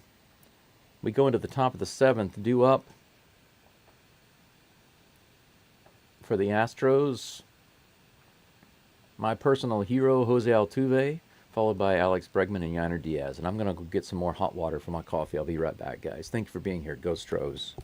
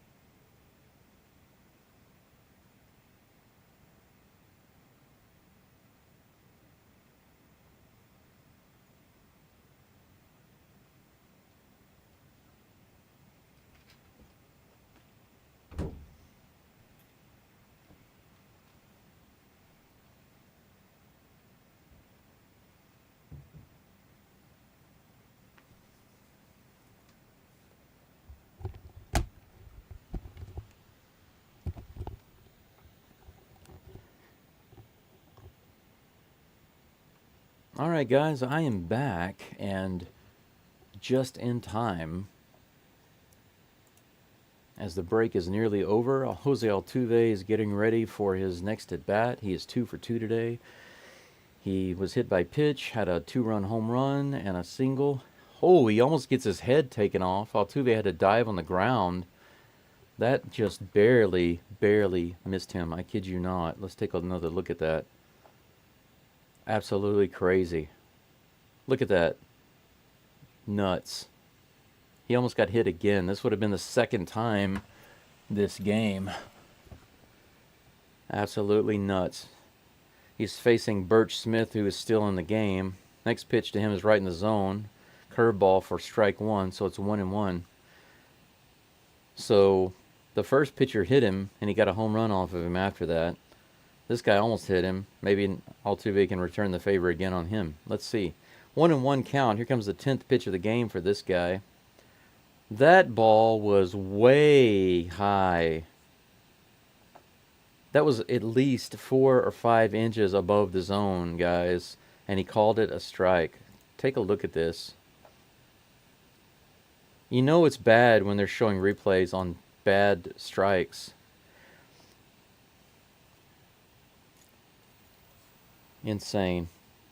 Altuve fouls this one out into right field. Just foul. Could have been a double. 1 ball, 2 strikes. Man, Altuve's having to overcome some stuff to play well this game at the plate. Here comes the pitch. And this one's grounded to third. It's going to be quickly picked up by the third baseman who fires over no problem. Out number 1. Solidly hit, but right to the third baseman. That's the first time they've been able to retire Altuve today. They will likely face him again in the 9th inning. So it's not over yet. The Altuve machine, the Altuve on-base and hitting machine is due up again in the 9th, I'm sure. Alex Bregman, LSU power, baby, comes up to the plate. First pitch to him is on the way. Right in there, 98 miles an hour in the center of the plate. Should have been swinging at that one, Breg.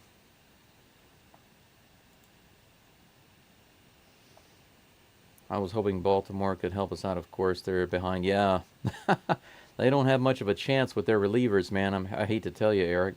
Where are you out of, sir? Me? I am in Onomichi, Hiroshima. Can you believe that? 1 ball, 1 strike to Bregman. Long delay by Smith. Finally, here comes the pitch.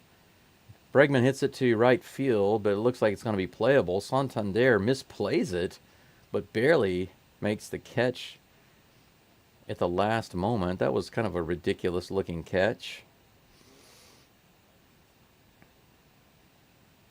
He paused and then had to make a last minute kind of drop on the ground to get it. You can see it right here. He misplayed it and he almost made a boo-boo. Out number 2 though, Yainer Diaz comes up to bat. Yainer Diaz having a really good year, batting .303 for the season right now. He has 1 hit in this game.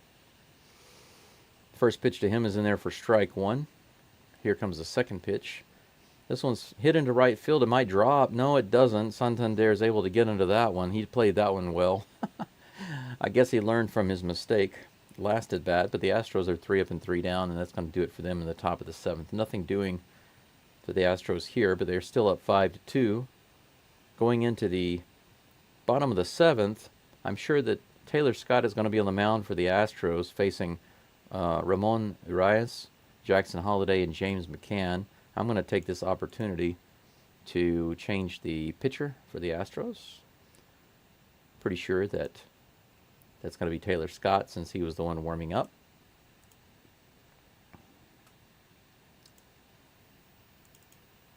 Give me a moment to update that on the screen.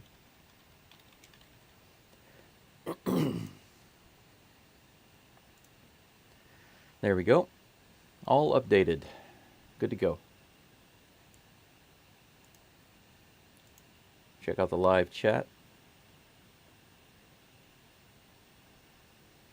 Hey, Mizzou fan, man. Yeah, I actually find it just kind of, I don't know if you'd agree with me or not. Maybe you would. I kind of feel like in many ways Missouri's program is similar to LSU's program. You know, they're not like LSU and Missouri. These teams are not like the Crimson Tide, for example, have been during their Saban years consistently always ranked like in the top 3 at the beginning of the year, always a major contender in recent years for the national championship. Their I guess you could say their ability to get into the championship kind of comes and goes like a roller coaster. Being an LSU fan, I imagine, is kind of like being a Missouri fan. You know, your years come and go, right? And success comes and goes. It's much more of a roller coaster than following a team like the Crimson Tide. But now that Saban's gone, maybe that changes.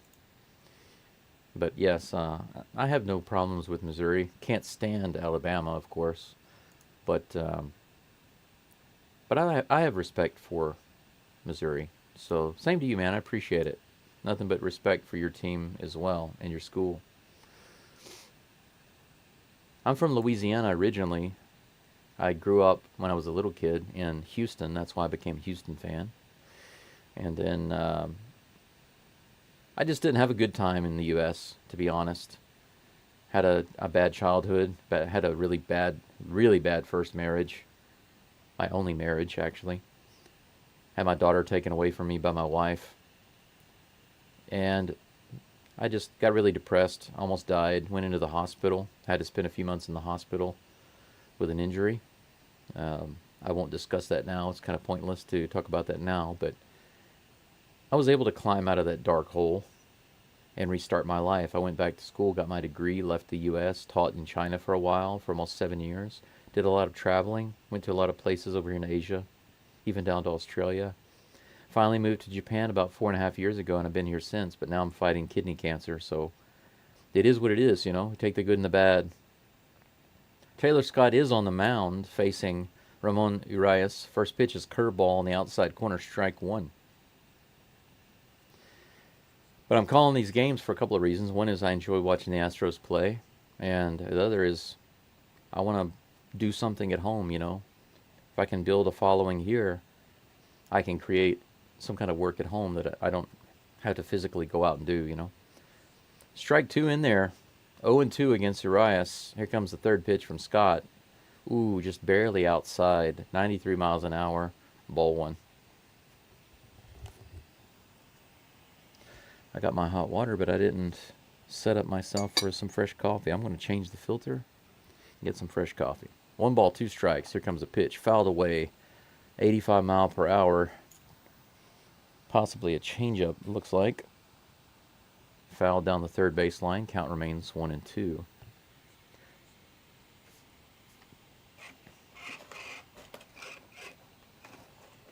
One ball, 2 strikes. There's the pitch. Curveball in there. Strike three. Got him. Good pitch by Scott. That was a good curveball high in the zone. Urias read it properly. He was right to swing because it was in the zone, but he just couldn't get his bat on it. Strike three, out number one. One away here in the bottom of the seventh. That brings up the rookie guy, Jackson Holliday. Every time I think about the name Holliday, it reminds me of that short, fast guy that used to play for the Tigers. I think he was originally like a track and field guy, and he became like a punt returner and stuff. He was super fast. Trenton Holliday, I think it was his name. Man, that was years ago. Ball outside. That's 2 straight balls to Holliday. 2 balls, no strikes. Here comes the next pitch from Scott. That one's in there, 93 miles an hour.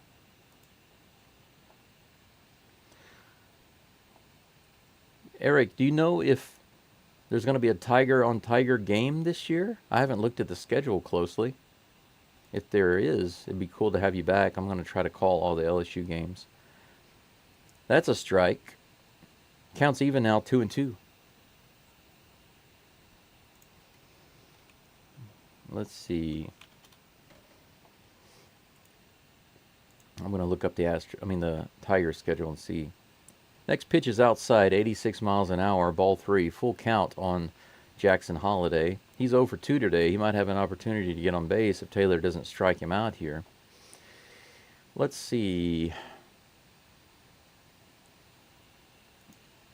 That's right on the inside corner, strike 3. Beautiful pitch by Scott. Couldn't have been more perfect. Got him looking. 2 strikeouts for Taylor Scott here in the bottom of the 7th. Beautiful pitch there. See if we can show it. Little highlight. Right in there. Boom. 92 miles an hour. Got him looking. James McCann comes up to bat. 2 outs. No runners on. First pitch is outside for ball 1. Man, McCann wears so much stuff on his face. Have you guys seen that? Look at all the stuff he has on his face. Not sure why. Did he have surgery or something on his nose, or is he just worried about his rugged good looks? Second pitch is fouled away for strike one. The count is now even, and Brian Abreu is warming up in the bullpen. It looks like he'll be out in the 8th. I would imagine that Hader will be out in the 9th. Way outside, ball 2, 94 miles an hour. I don't see Missouri on the schedule this year, so unless they play a playoff game, it looks like they will not be playing this year, man. This one's hit high in the air. Everybody's in who's going to take it. Looks like Whitcomb's going to get it, and he's got it no problem. Out number 3, Taylor Scott, 3 up and 3 down. 2 strikeouts and a pop out to the infield. Perfect inning for Scott, and that's the way I like to see him playing. And I just realized that I forgot to spell his name correctly again. I spelled it O, which is what I did last time, and I didn't remember to change it. But now I'm going to go ahead and bring in Brian Abreu because I'm pretty sure that Abreu will be in the next inning, so I might as well change it now and save myself the trouble of having to do it later.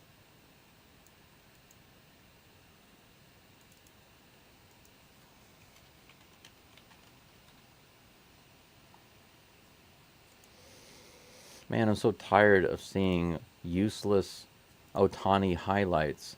If you're going to show me highlights of Ohtani, then show me something significant.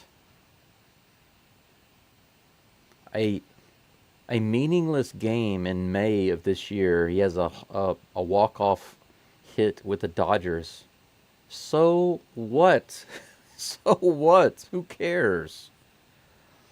Bregman had a walk-off home run for the Astros. Why don't you show that? That's more impressive than Ohtani getting a walk-off hit for the Dodgers in May for a meaningless game.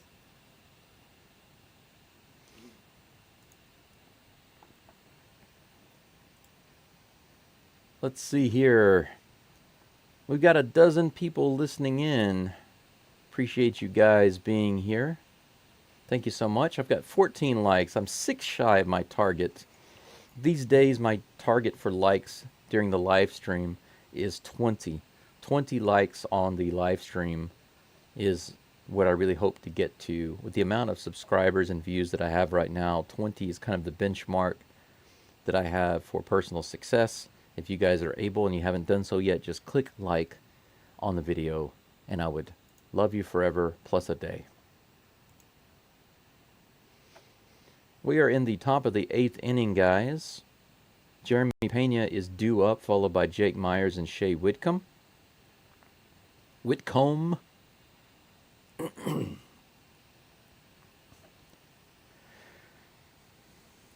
It seems that Birch Smith might still be on the mound. I haven't seen an update in the data about that. If there is, I will let you know, but it appears that he's still on the mound. We'll see.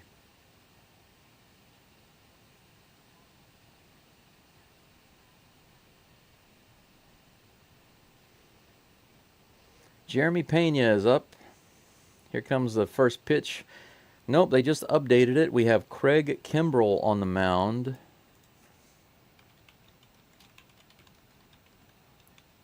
Not Smith. First pitch from him is in there for strike one, curveball. 0-1 is the count. Here comes the second pitch to Pena. Another curveball, but that one's low and inside for ball one. The count is even. Let's see if I can get Kimbrell's picture. Oh, he's the guy that does that strange thing on the mound where he's holding his arm up. Swing and a miss. Another curveball low and outside. Not a good pitch to be swinging at. Strike two on Pena. 1 ball, 2 strikes.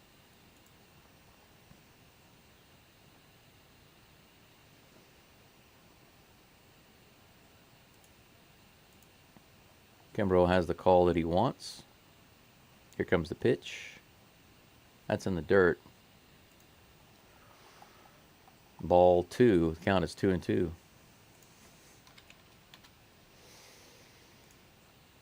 Two and two is the count. Kimbrell with his vulture-like view of the plate. Here comes the pitch. Another curveball low and inside. Pena bounces it over to third base. He fires over to first. Out number 1. no problem for the Orioles.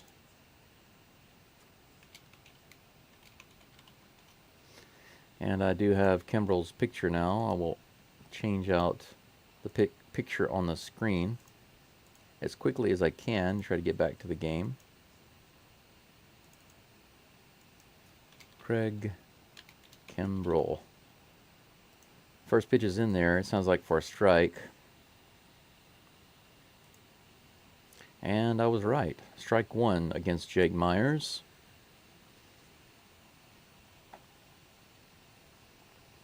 I love this wind-up. Look at this pitch preparation by Kimbrel. You see that? It's like a vulture. Second pitch is in there for strike two. Myers with the Myers count. The infamous Myers count. No balls and 2 strikes.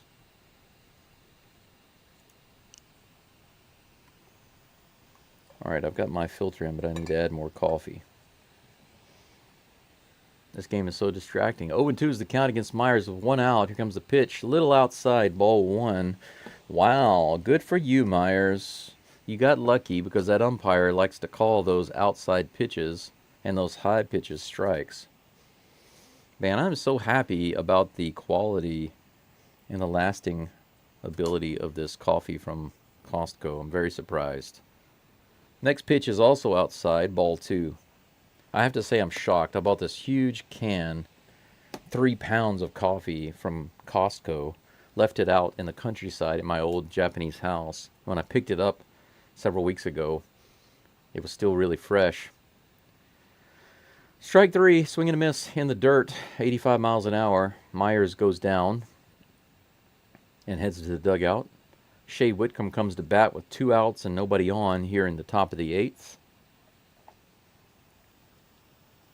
But I have spent so much money, guys, you have no idea. I have a few $1,000s on my credit cards just in medicine and medical expenses. It's nuts. First pitch to Whitcomb, I'm sorry. Yeah, Whitcomb, that's right, is low and outside. Ball 1. Here comes the next pitch from Kimbrel. Swing and a miss. The ball was in the exact same spot, but Whitcomb went after it this time. Evens the count 1-1. For those of you who may not know, I have a huge cancer tumor in on my kidney, and it's gotten into my vein. And now they say there are a few spots in my lungs. Doctor isn't so positive about it. That ball is a little outside, but the umpire liked it. 95 miles an hour. Strike 2. 1-2 is the count against Whitcomb. Doctor told me last month, or rather at the beginning of this month, I didn't likely have too many years left. That pitch is outside, 2-2. Not to be a bummer, but it's one of the reasons why I'm calling these games. I just want to relax and try to not be stressed and do something that I can do at home. Get my mind off stuff, you know. Next pitch is right in there, but fouled away. 94 miles an hour. Count remains 2-2. So I'm just taking a ton of medicine right now, hoping that the cancer tumor can shrink and they can cut out both it and my kidney, and maybe I can have a chance at living longer. We'll see. Curveball in the dirt. 3 balls, 2 strikes.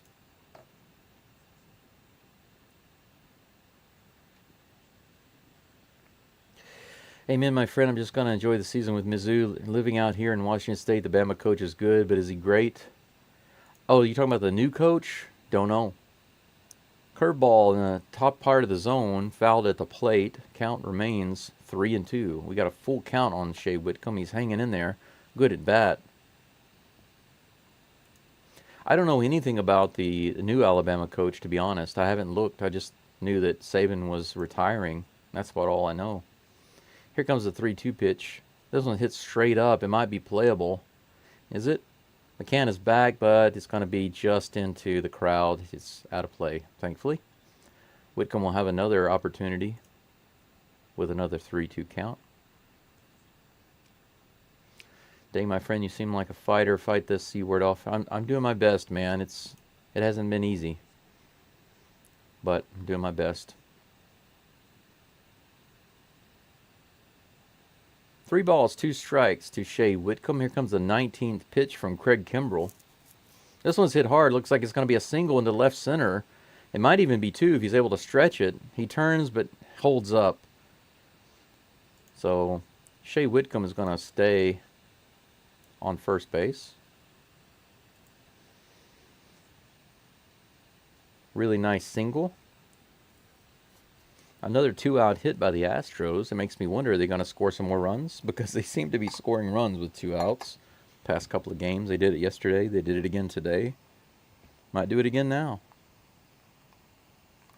Mauricio Dubon comes up to bat. First pitch to him is a swing and a miss on the outside corner, 93 miles an hour. Good pitch by Kimbrell there. Dubon has no hits today. His batting average is sitting at .248. Here comes the next pitch, the 0-1 pitch. Ground ball to third. It's going to be a long throw by the shortstop, and he's called safe. Man, Whitcomb gets to third base. Mauricio Dubon is able to get to first, and looks like, despite a wonderful play by Gunnar Henderson at third, a long throw, that backhanded, or rather, shortstop, the backhanded catch, the long throw to first, Dubon was still able to get to first safely. And we're going to show you the replay here. Take a look at it. Baltimore apparently is going to challenge the call at first base. How close was it? That was close.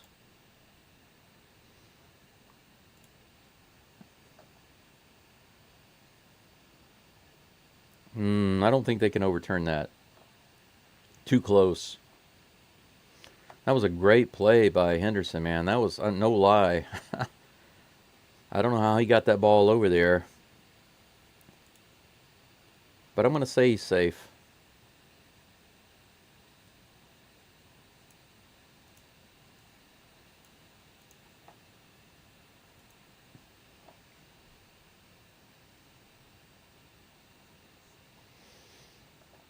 Let's see what they say.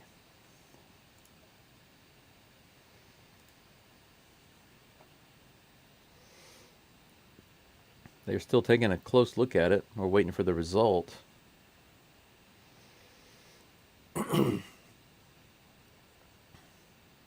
It has to be definitive for them to overturn it. I mean, Henderson made a wonderful play, but you can't just give it to him. It has to be definitive, and that doesn't look definitive to me. It looks simultaneous. Not enough to overturn. That's my call. Call stands. I was right. Woohoo! Call on the field stands. You can see. Safe. Astros have runners on the corners with 2 outs. Yeah. Basically, his foot got on the bag at the exact same time as the ball. Yeah, he was safe. Yeah. All right, guys. Well, I'm 100% now for my replay calling for the year, so that's good. Caratini comes to bat. First pitch to him is outside for ball 1. 1-0. 2 outs, runners on the corners for the Astros here in the top of the 8th. Here comes the next pitch to Caratini. Low in the zone, 93 miles an hour, called strike 1. The count is now even. Man. Victor Caratini, the Ben Affleck lookalike. Literally Batman. Oh, man, that one was low and outside, called strike 2, right on the corner of the zone. 1 ball, 2 strikes to Caratini. Just a little hit here, Caratini. That's all we need, man. Just a little tappy, a little taparoo. Little Tapowski. Tapinski. A little tapper to the outfield will get another run at least.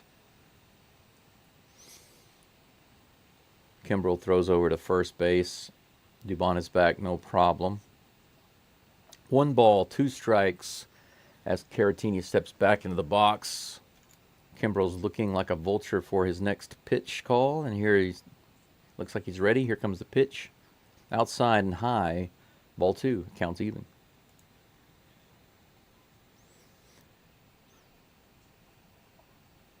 Got how many likes? 14 likes now. Appreciate it, guys. But 6 more. Come on, 6 more likes. That's what I need. 6 more likes. 2-2 is the count to Caratini. Here comes the pitch. That's way outside and almost in the dirt. Full count. Good thing about this is with a full count and 2 outs, Dubon will be able to run like crazy from first base. We'll see. Here comes the pitch. Oh, man, a swing and a miss on a curveball. That was unfortunate. Strike 3, and that's going to end the inning. Couldn't be more disappointed right there. Missed opportunity by the Astros to get another run on the board. Very disappointed. Thought Caratini for sure could do that. Just get a hit. Was not able to do it, but the Astros are still up 5-2 going into the bottom of the 8th. Brian Abreu exits the bullpen and heads towards the mound. Despite the threat, the Astros come away with nothing in that inning.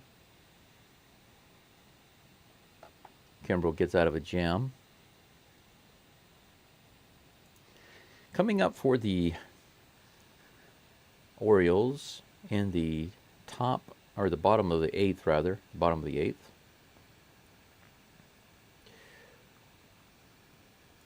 We've got Colton Cowser, Adley Rutschman, and Gunnar Henderson. Gunnar Henderson robbed of a great play, trying to get that throw over to beat Dubon at first. Couldn't have been closer.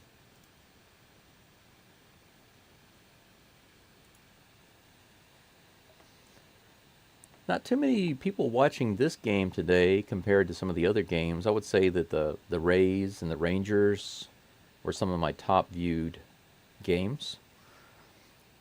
The people in this viewing this game have fluctuated between 8 and 12 most of the time. I haven't seen more than 12 in this particular live stream today.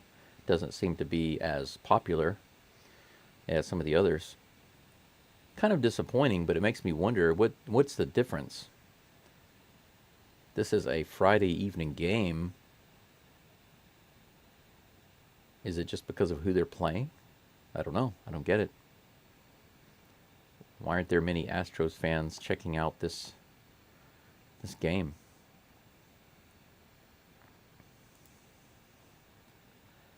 Brian Abreu on the mound, 63 innings this year, 2.71 ERA. In 63 innings, he's got 87 strikeouts, so his strikeouts are good. Walks are 31, just a little high. Colton Cowser is up. First pitch to him is on the way. Curveball inside. And low. Ball 1.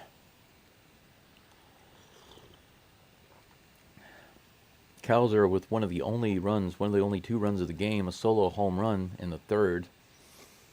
Here comes the 1-0 pitch from Abreu. A little outside and high for ball 2. 2-0.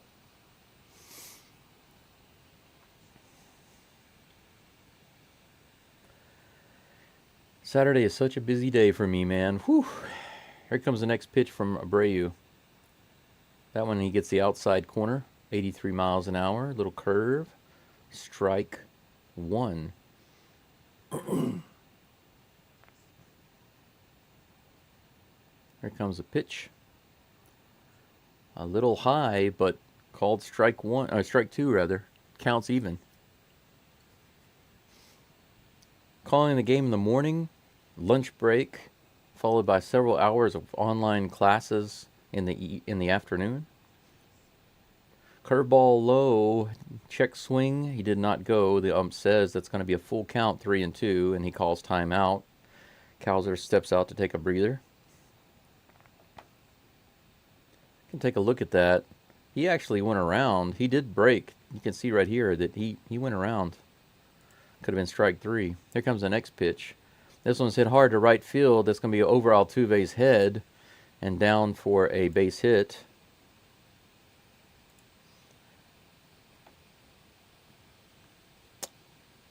So the Orioles get a leadoff hit. Runner on first.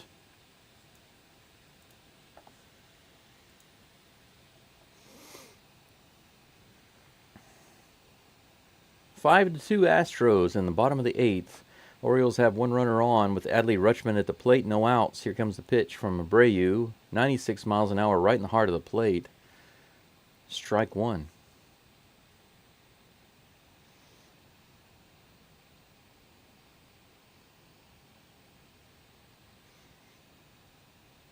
Here comes the 0-1 pitch from Abreu. That one's outside, 98 miles an hour for ball one.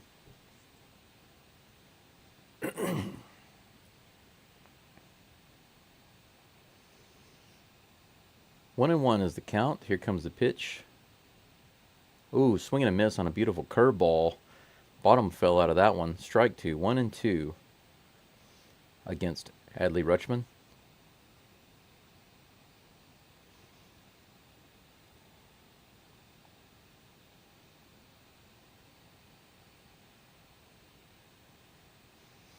Abreu looks like he has the call that he wants, and he comes set.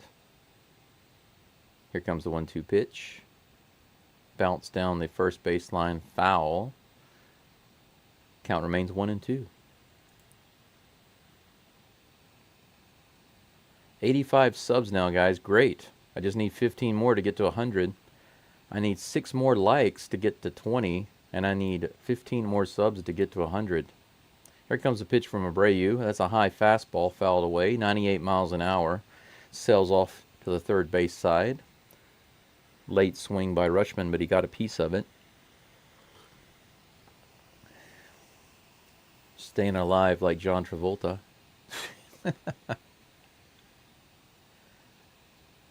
1 ball, 2 strikes. Here comes the pitch. Ground ball right up the middle. Altuve dives but can't get to it. That's going to advance the runner over to third base, and Rutschman gets to first. Runners at the corners with no outs. Get a replay there, I'm sure, and I'll show it to you. Yeah, Altuve was playing shifted over to the right, and so was Pena, so they had no chance of getting that one. Perfectly placed right between Abreu and Altuve.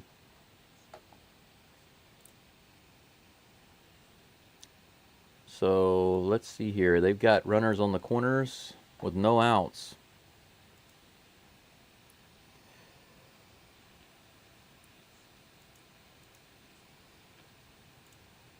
Gunnar Henderson comes up to bat with runners on the corners, guys.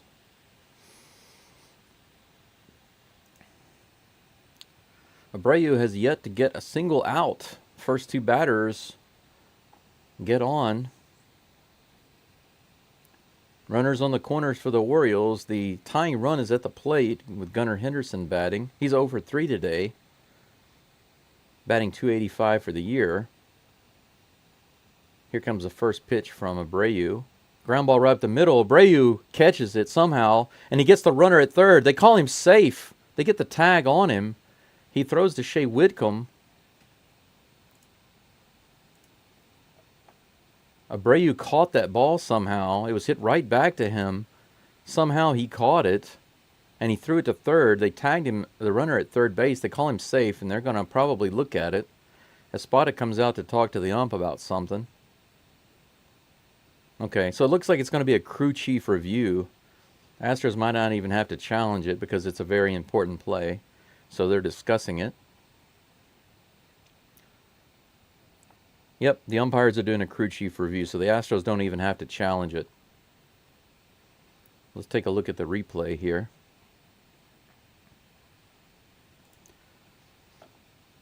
That was an amazing catch. Abreu caught it with the glove between his legs, threw it over to third. And they say that he was safe, but was he safe? We need a better look there.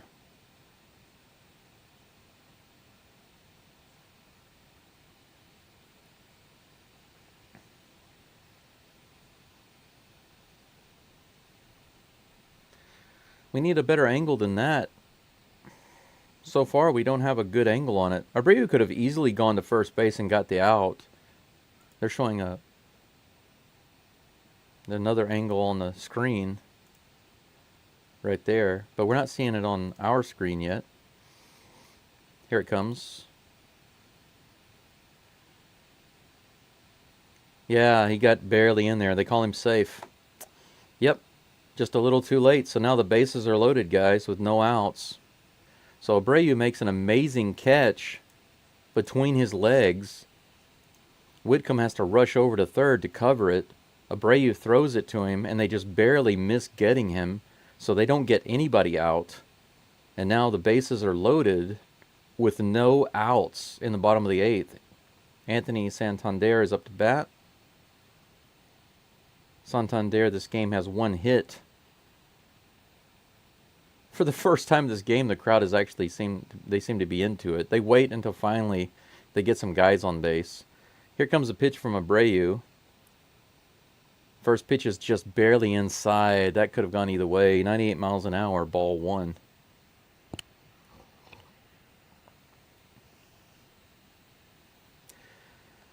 Abreu making this game interesting with his performance so far this inning. Here comes a 1-0 pitch. Way outside.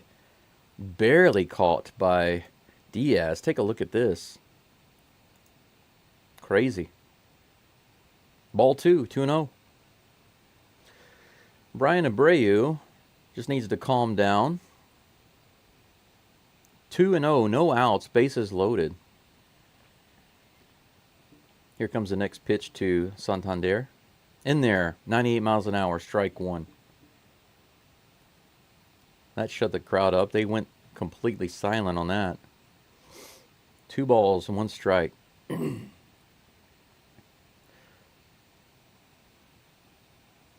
2 balls, 1 strike. Here comes the pitch to Santander. He swings and hits it hard. It might be gone, guys. Yep, it is. Grand slam. Santander hits it out, guys. No kidding. Grand slam. The Astros are now losing 6-5. Santander hits a grand slam. Oh my gosh. Brian Abreu comes in the game, gives up 3 base runners, and then a grand slam. 4 straight batters, no outs. The Astros are now losing 6-5 in the bottom of the 8th. Can you believe that?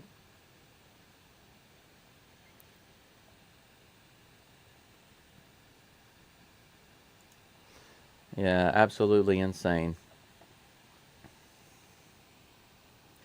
I guess they'll leave Abreu in now. Just 6 hits for the Orioles, but now they have 6 runs. The Astros have 10 hits and only 5 runs. Ryan O'Hearn is up to the plate. First pitch, he checks his swing, but they say he went around. That'll be strike one. 0-1 is the count. Man. Swing and a miss on the second pitch. Curve in the dirt almost. 0-2.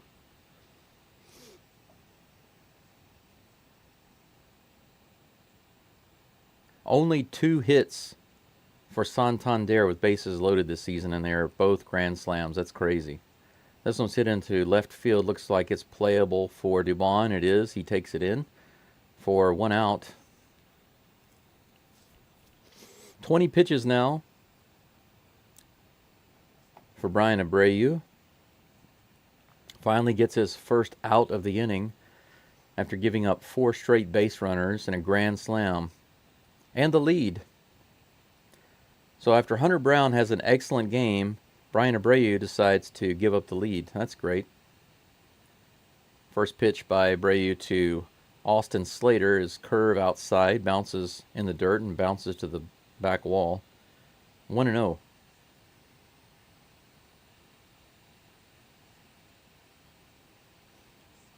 Here's the next pitch. That one's right up the middle. Abreu stops it, and it bounces off of him, but Pena is not going to be able to pick it up and play to first, so it's going to be an infield hit.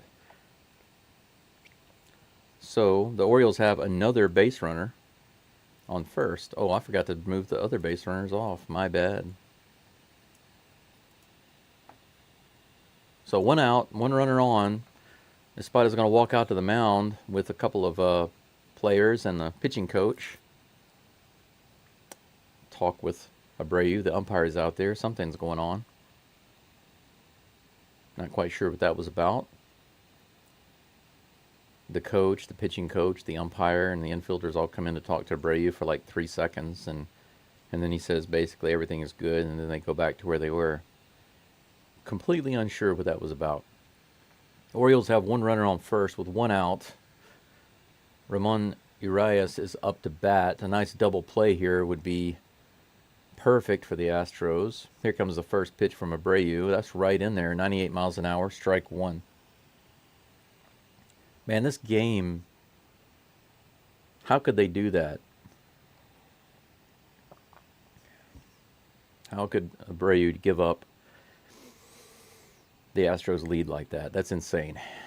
He fires over to first, but he's back no problem. And the crowd boos stupidly because I don't care who does it, even if it's the Astros fan. When the opposing team's pitcher throws to first base, it's stupid to boo. Why are you booing? Makes no sense. 0-1 is the count to Urias. Next pitch, swing and a miss. Strike 2. Nice curve on the outside corner, 87 miles an hour. Oh, Lord. I always say, oh, damn, how many batters has he faced? And what happened to Scott? Scott only pitched 1 inning. He did really well, but they only let him pitch 1 inning. 0-2 is the count. Here comes the pitch. This one's hit out to right field. It's going to be in the gap. That might bring in another run. It's all the way to the wall. They're bringing him around third base. Yep, that's going to be 7-5 Orioles. Would have been the right call to bring Abreu out of the game, but they keep him in, and he gives up a double all the way. No, a triple. A triple, guys. Urias was able to get all the way to third on that play.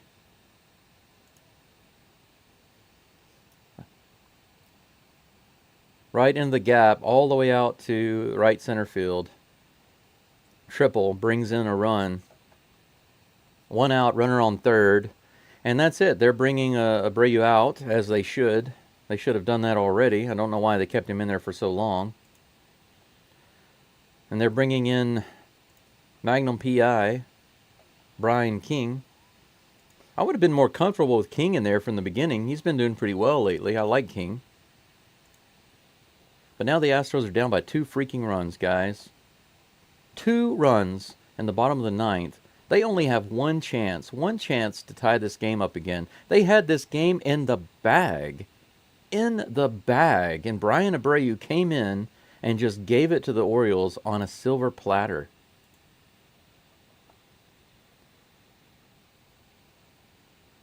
Why in the world? Why in the world? Abreu is a shadow of his former self. He really is. This is not the Abreu of 2 years ago. That's for sure. Man, Abreu used to be completely lights out, dude. He used to be, every time I saw him come in, I'd be like, yeah, man, Abreu's in. Not anymore. Now I just don't know what we're going to see. Just don't know.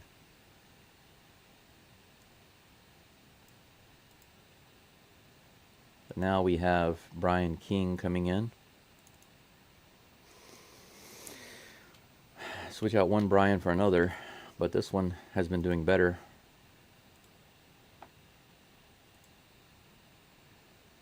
All the Astros can hope to do is actually muster a couple of runs in the 9th inning. Get out of this inning first. They've only got 1 out, runner on third, so they got to get out of this inning first and then try to figure out what they're going to do to get runs in the 9th. Absolutely insane. Here comes the first pitch from King, fouled back, 79 mile per hour breaking ball, strike 1. He's facing Jackson Holliday. Jackson Holliday is 0 for 3. Here comes the next pitch. Check swing, did he go? They say he did not. That's going to be ball 1 outside. 1-1. And here I was thinking that I was going to start the day off with this really decisive victory for the Astros, and now they might be losing the game. They might lose the game. That one's a little high and outside for ball two, 80 miles per hour.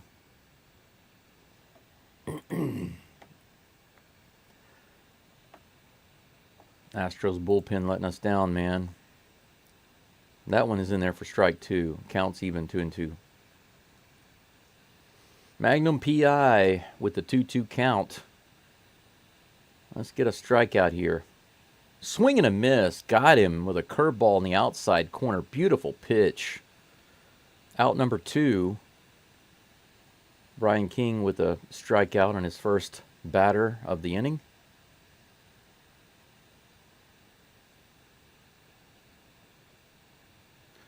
Two outs with the runner on third. James McCann comes to the plate facing Brian King, Magnum PI. Strike in the upper outer part of the zone. 0-1 is the count. Here comes the second pitch from King. That one's bounced to third. Picked up by Shade Whitcomb. Fires over to first. Out number three. So King comes in and picks up 2 outs just like that. Brian Abreu gives up a grand slam and another hit, a triple, I'm sorry. He gives up a grand slam and a triple to gift wrap the lead for the Orioles, 7-5. So who do we have coming up to bat? Well, it looks like we have Ben Gamel leading off, followed by my hero Jose Altuve and LSU Power Alex Bregman. These are the guys I would want coming up right now. These are the best hope that we have, I think. Gamel had a great day yesterday.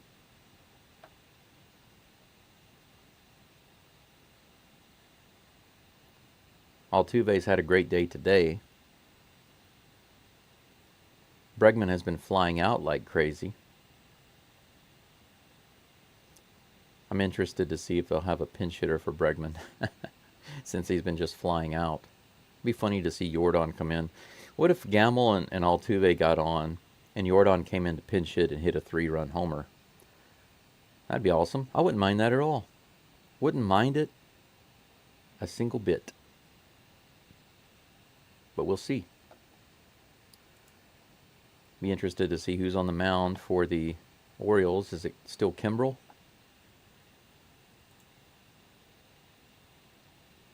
I was an inning behind you. Yeah.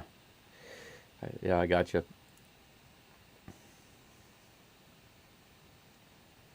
They're showing a walk-off home run in the 10th inning where Castro beat the Dodgers to get a 3-game sweep back in 2015. That was exactly 9 years ago today. Okay, Dominguez. Seranthony Dominguez is on the mound, but I will not be looking for his picture because I do not have time. I want to focus on this inning right now. Ben Gamel is up, guys, facing Dominguez. Here comes the first pitch here in the top of the 9th. 99 miles an hour, inside corner, strike one. It was close. Gamel lined out his last at bat.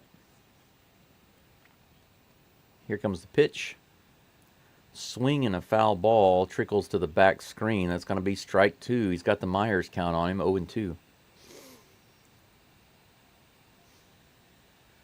It's go time now. These are the Astros' last 3 outs. Here comes 0-2 pitch to Gamel. High. Ooh, that could have been called. That was 99 miles an hour, just above the zone. Scary because the umpire has been calling those strikes the whole game. 1-2 is the count. Here comes the pitch. A little outside, 99 miles an hour. The crowd cheered, wanting a strikeout, but that was like 7 or 8 inches outside the zone. I'm not sure what they're looking at to think that was a strike. 2 balls, 2 strikes. Here comes a pitch from Dominguez. Gamble swings and fouls it away. 99 on the inside corner. Dominguez is throwing some fire. But Gamble was able to get around on it. Avoid that strike 3 call. Count remains 2-2. Here comes the pitch from Dominguez. Gamble hits it to left field. Looks like it's going to be an easy fly ball out, and it is. 1 away. Astros have 2 more outs to do something here. They're out. They're down by 2 after giving up 5 freaking runs in the bottom of the 5th. The bottom of the 8th. 5 runs. Jose Altuve comes up to bat. He's 2 for 3 today. He was hit by pitch. Had a 2-run shot, home run, a single. Had a good game. First pitch to him is on the way. That's way outside in the dirt. 92, ball 1. Crowd is very quiet right now. They gave some light boos to Altuve when he came up, but they're not so loud now. Maybe they were just happy about seeing him give the bat to the kid. Who knows? Here comes the next pitch to Altuve. That one's in there. 92 in the upper part of the zone. Altuve swings and misses. It looks like a good pitch for him to hit, but he missed it. Don't see him miss pitches like that very often. The count's 1-1. Man. Another pitch right in there. 88 miles an hour. It looks like maybe a changeup. Swing and miss again by Altuve. 2 right in the heart of the plate. He couldn't get his bat on those. 1 ball, 2 strikes. Here comes the 10th pitch from Dominguez to Altuve. That one's low and outside again, similar to the first pitch. Ball 2. Count is even. Come on, Altuve. Don't give up, man. You got a kid in the crowd to make happy, and another kid right here. Come on. Here's the pitch. This one's hit hard down the third base line, but he scoops it up, fires over to first, throws a little low, but he picks it up at first for out number 2. So that's it. Astros are one out away from dropping a very stupid game that they had in the bag. They had the game in the bag. Brian Abreu snuck behind everyone's backs, reached in the bag, pulled the game out, and took it over to the Orioles. Alex Bregman, who's 0 for 4, comes up to bat. Been lining out and popping out today. First pitch to him is right in there. 98 miles an hour, strike 1. Right in the low part of the zone. Goodness gracious. Here comes the 0-1 pitch to Bregman. Swing and foul ball. 98 miles an hour, low and inside. He's got the Myers count, 0-2. No balls, 2 strikes, 2 outs, top of the 9th. Astros down by 2. Last chance here to make something happen. Come on, Bregman. Do something, man. Do something good. Fouled away, 98 right in the middle of the zone. Count remains 0-2. Let's see one of those line drive home runs, Bregman. Come on, man. Here comes the pitch. This one's a half swing and fouled off into the crowd over on the right side. So Bregman will get another pitch here. The count stays 0-2.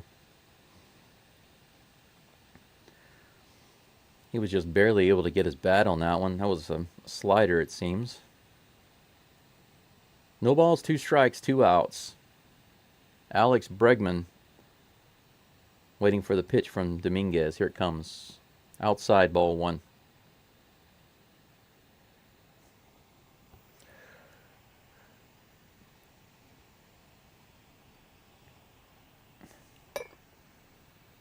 One ball, 2 strikes, 2 outs. Here comes the pitch. Fouled away again. Almost said fouled again away. 1 ball, 2 strikes. Bregman staying alive with all these foul balls.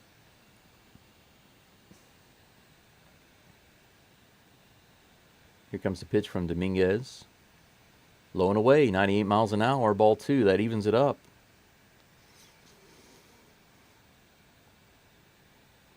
2 balls, 2 strikes. Here comes the pitch. Bregman swings and he hits it to center field. Looks like it's going to be out number 3, easily called by the center fielder, and that's it. And just like that, the Astros lose the game, 7-5. It's over just like that. I really hate to announce that, guys.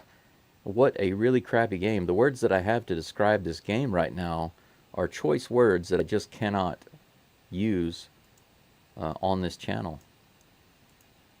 They are words that should be held for private company, I guess. But just like that, the Astros give up the lead in 1 inning with a grand slam and a triple. I'll do a quick crappy summary of this game, and then I'll let you know what's coming up tomorrow, because I'll be calling that game as well. Lots of scoring going on in this game. In the second inning, in the bottom of the second inning, Baltimore took the lead on an error by Pena, giving them the 1-0 lead. Altuve homered to right center in the top of the third, giving the Astros the lead 2-1. Pena doubled right after that, scoring Diaz, giving the Astros a bigger lead, 3-1. In the top of the third, Myers came up and singled, scoring Pena, giving them a 4-1 lead. They had a really big third inning. In the bottom of the third, the Orioles came back and scored 1 run on a solo home run by Cowser, making the game 4-2. In the top of the sixth, Pena had a solo homer of his own, extending the lead 5-2.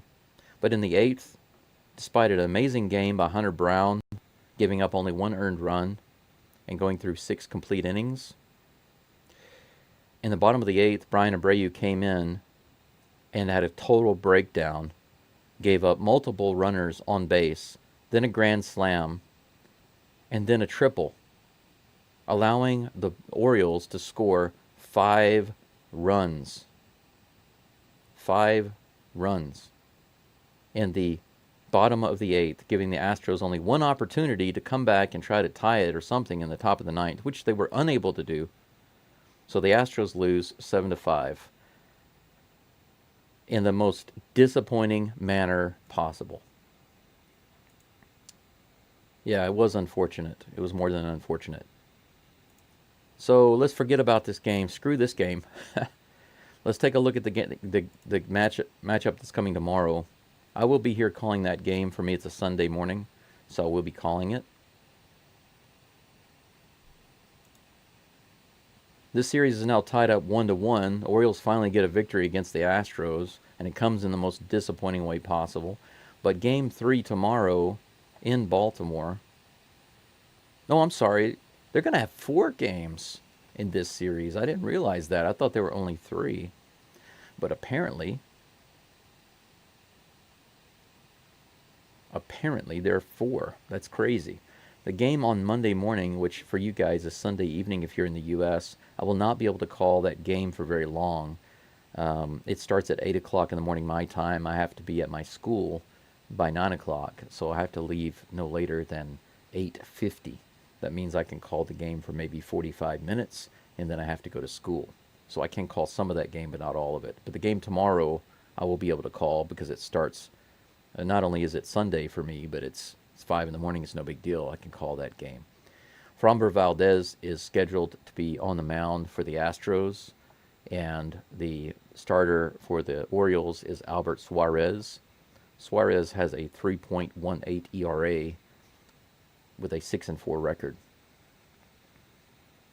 In how many innings? 96 innings. He's given up 91 hits and 33 walks. Once again, I think that the Astros can hit this guy. So it's just going to be a matter of, number one, will Framber Valdez be solid? Number 2, will the Astros just hit decently and score some runs? And number 3, very, very important, are they not going to have a reliever breakdown? Are the relievers going to show up tomorrow and actually close this game out? They can't be giving up 5 freaking runs. I mean, think about that. They could have given up 3 and still won this game. But they gave up 5 in 1 inning. That's nuts. Anyway, I do hope to see you guys tomorrow. That's all I'm going to say. There's really not much else to say other than I'm really disappointed in this game and the outcome, and especially Brian Abreu. It's pretty much on him. But that's the thing about baseball that gets me. So much rides on the shoulders of one guy. That's the thing about baseball that I don't quite get. One guy can just give the game away. You play the whole game doing really, really well. You get down to the very end. One guy costs you the entire game. And that is the imbalance of baseball. It's feast or famine, basically. But thank you guys so much for being here. I went up with 15 likes. It's 5 shy of my goal, but it's still good. Thank you very much. Thank you for the extra few subscribers I got today. I've got 85, looking to get 15 more. And for those of you who are interested in being here for the game tomorrow, I'll see you then.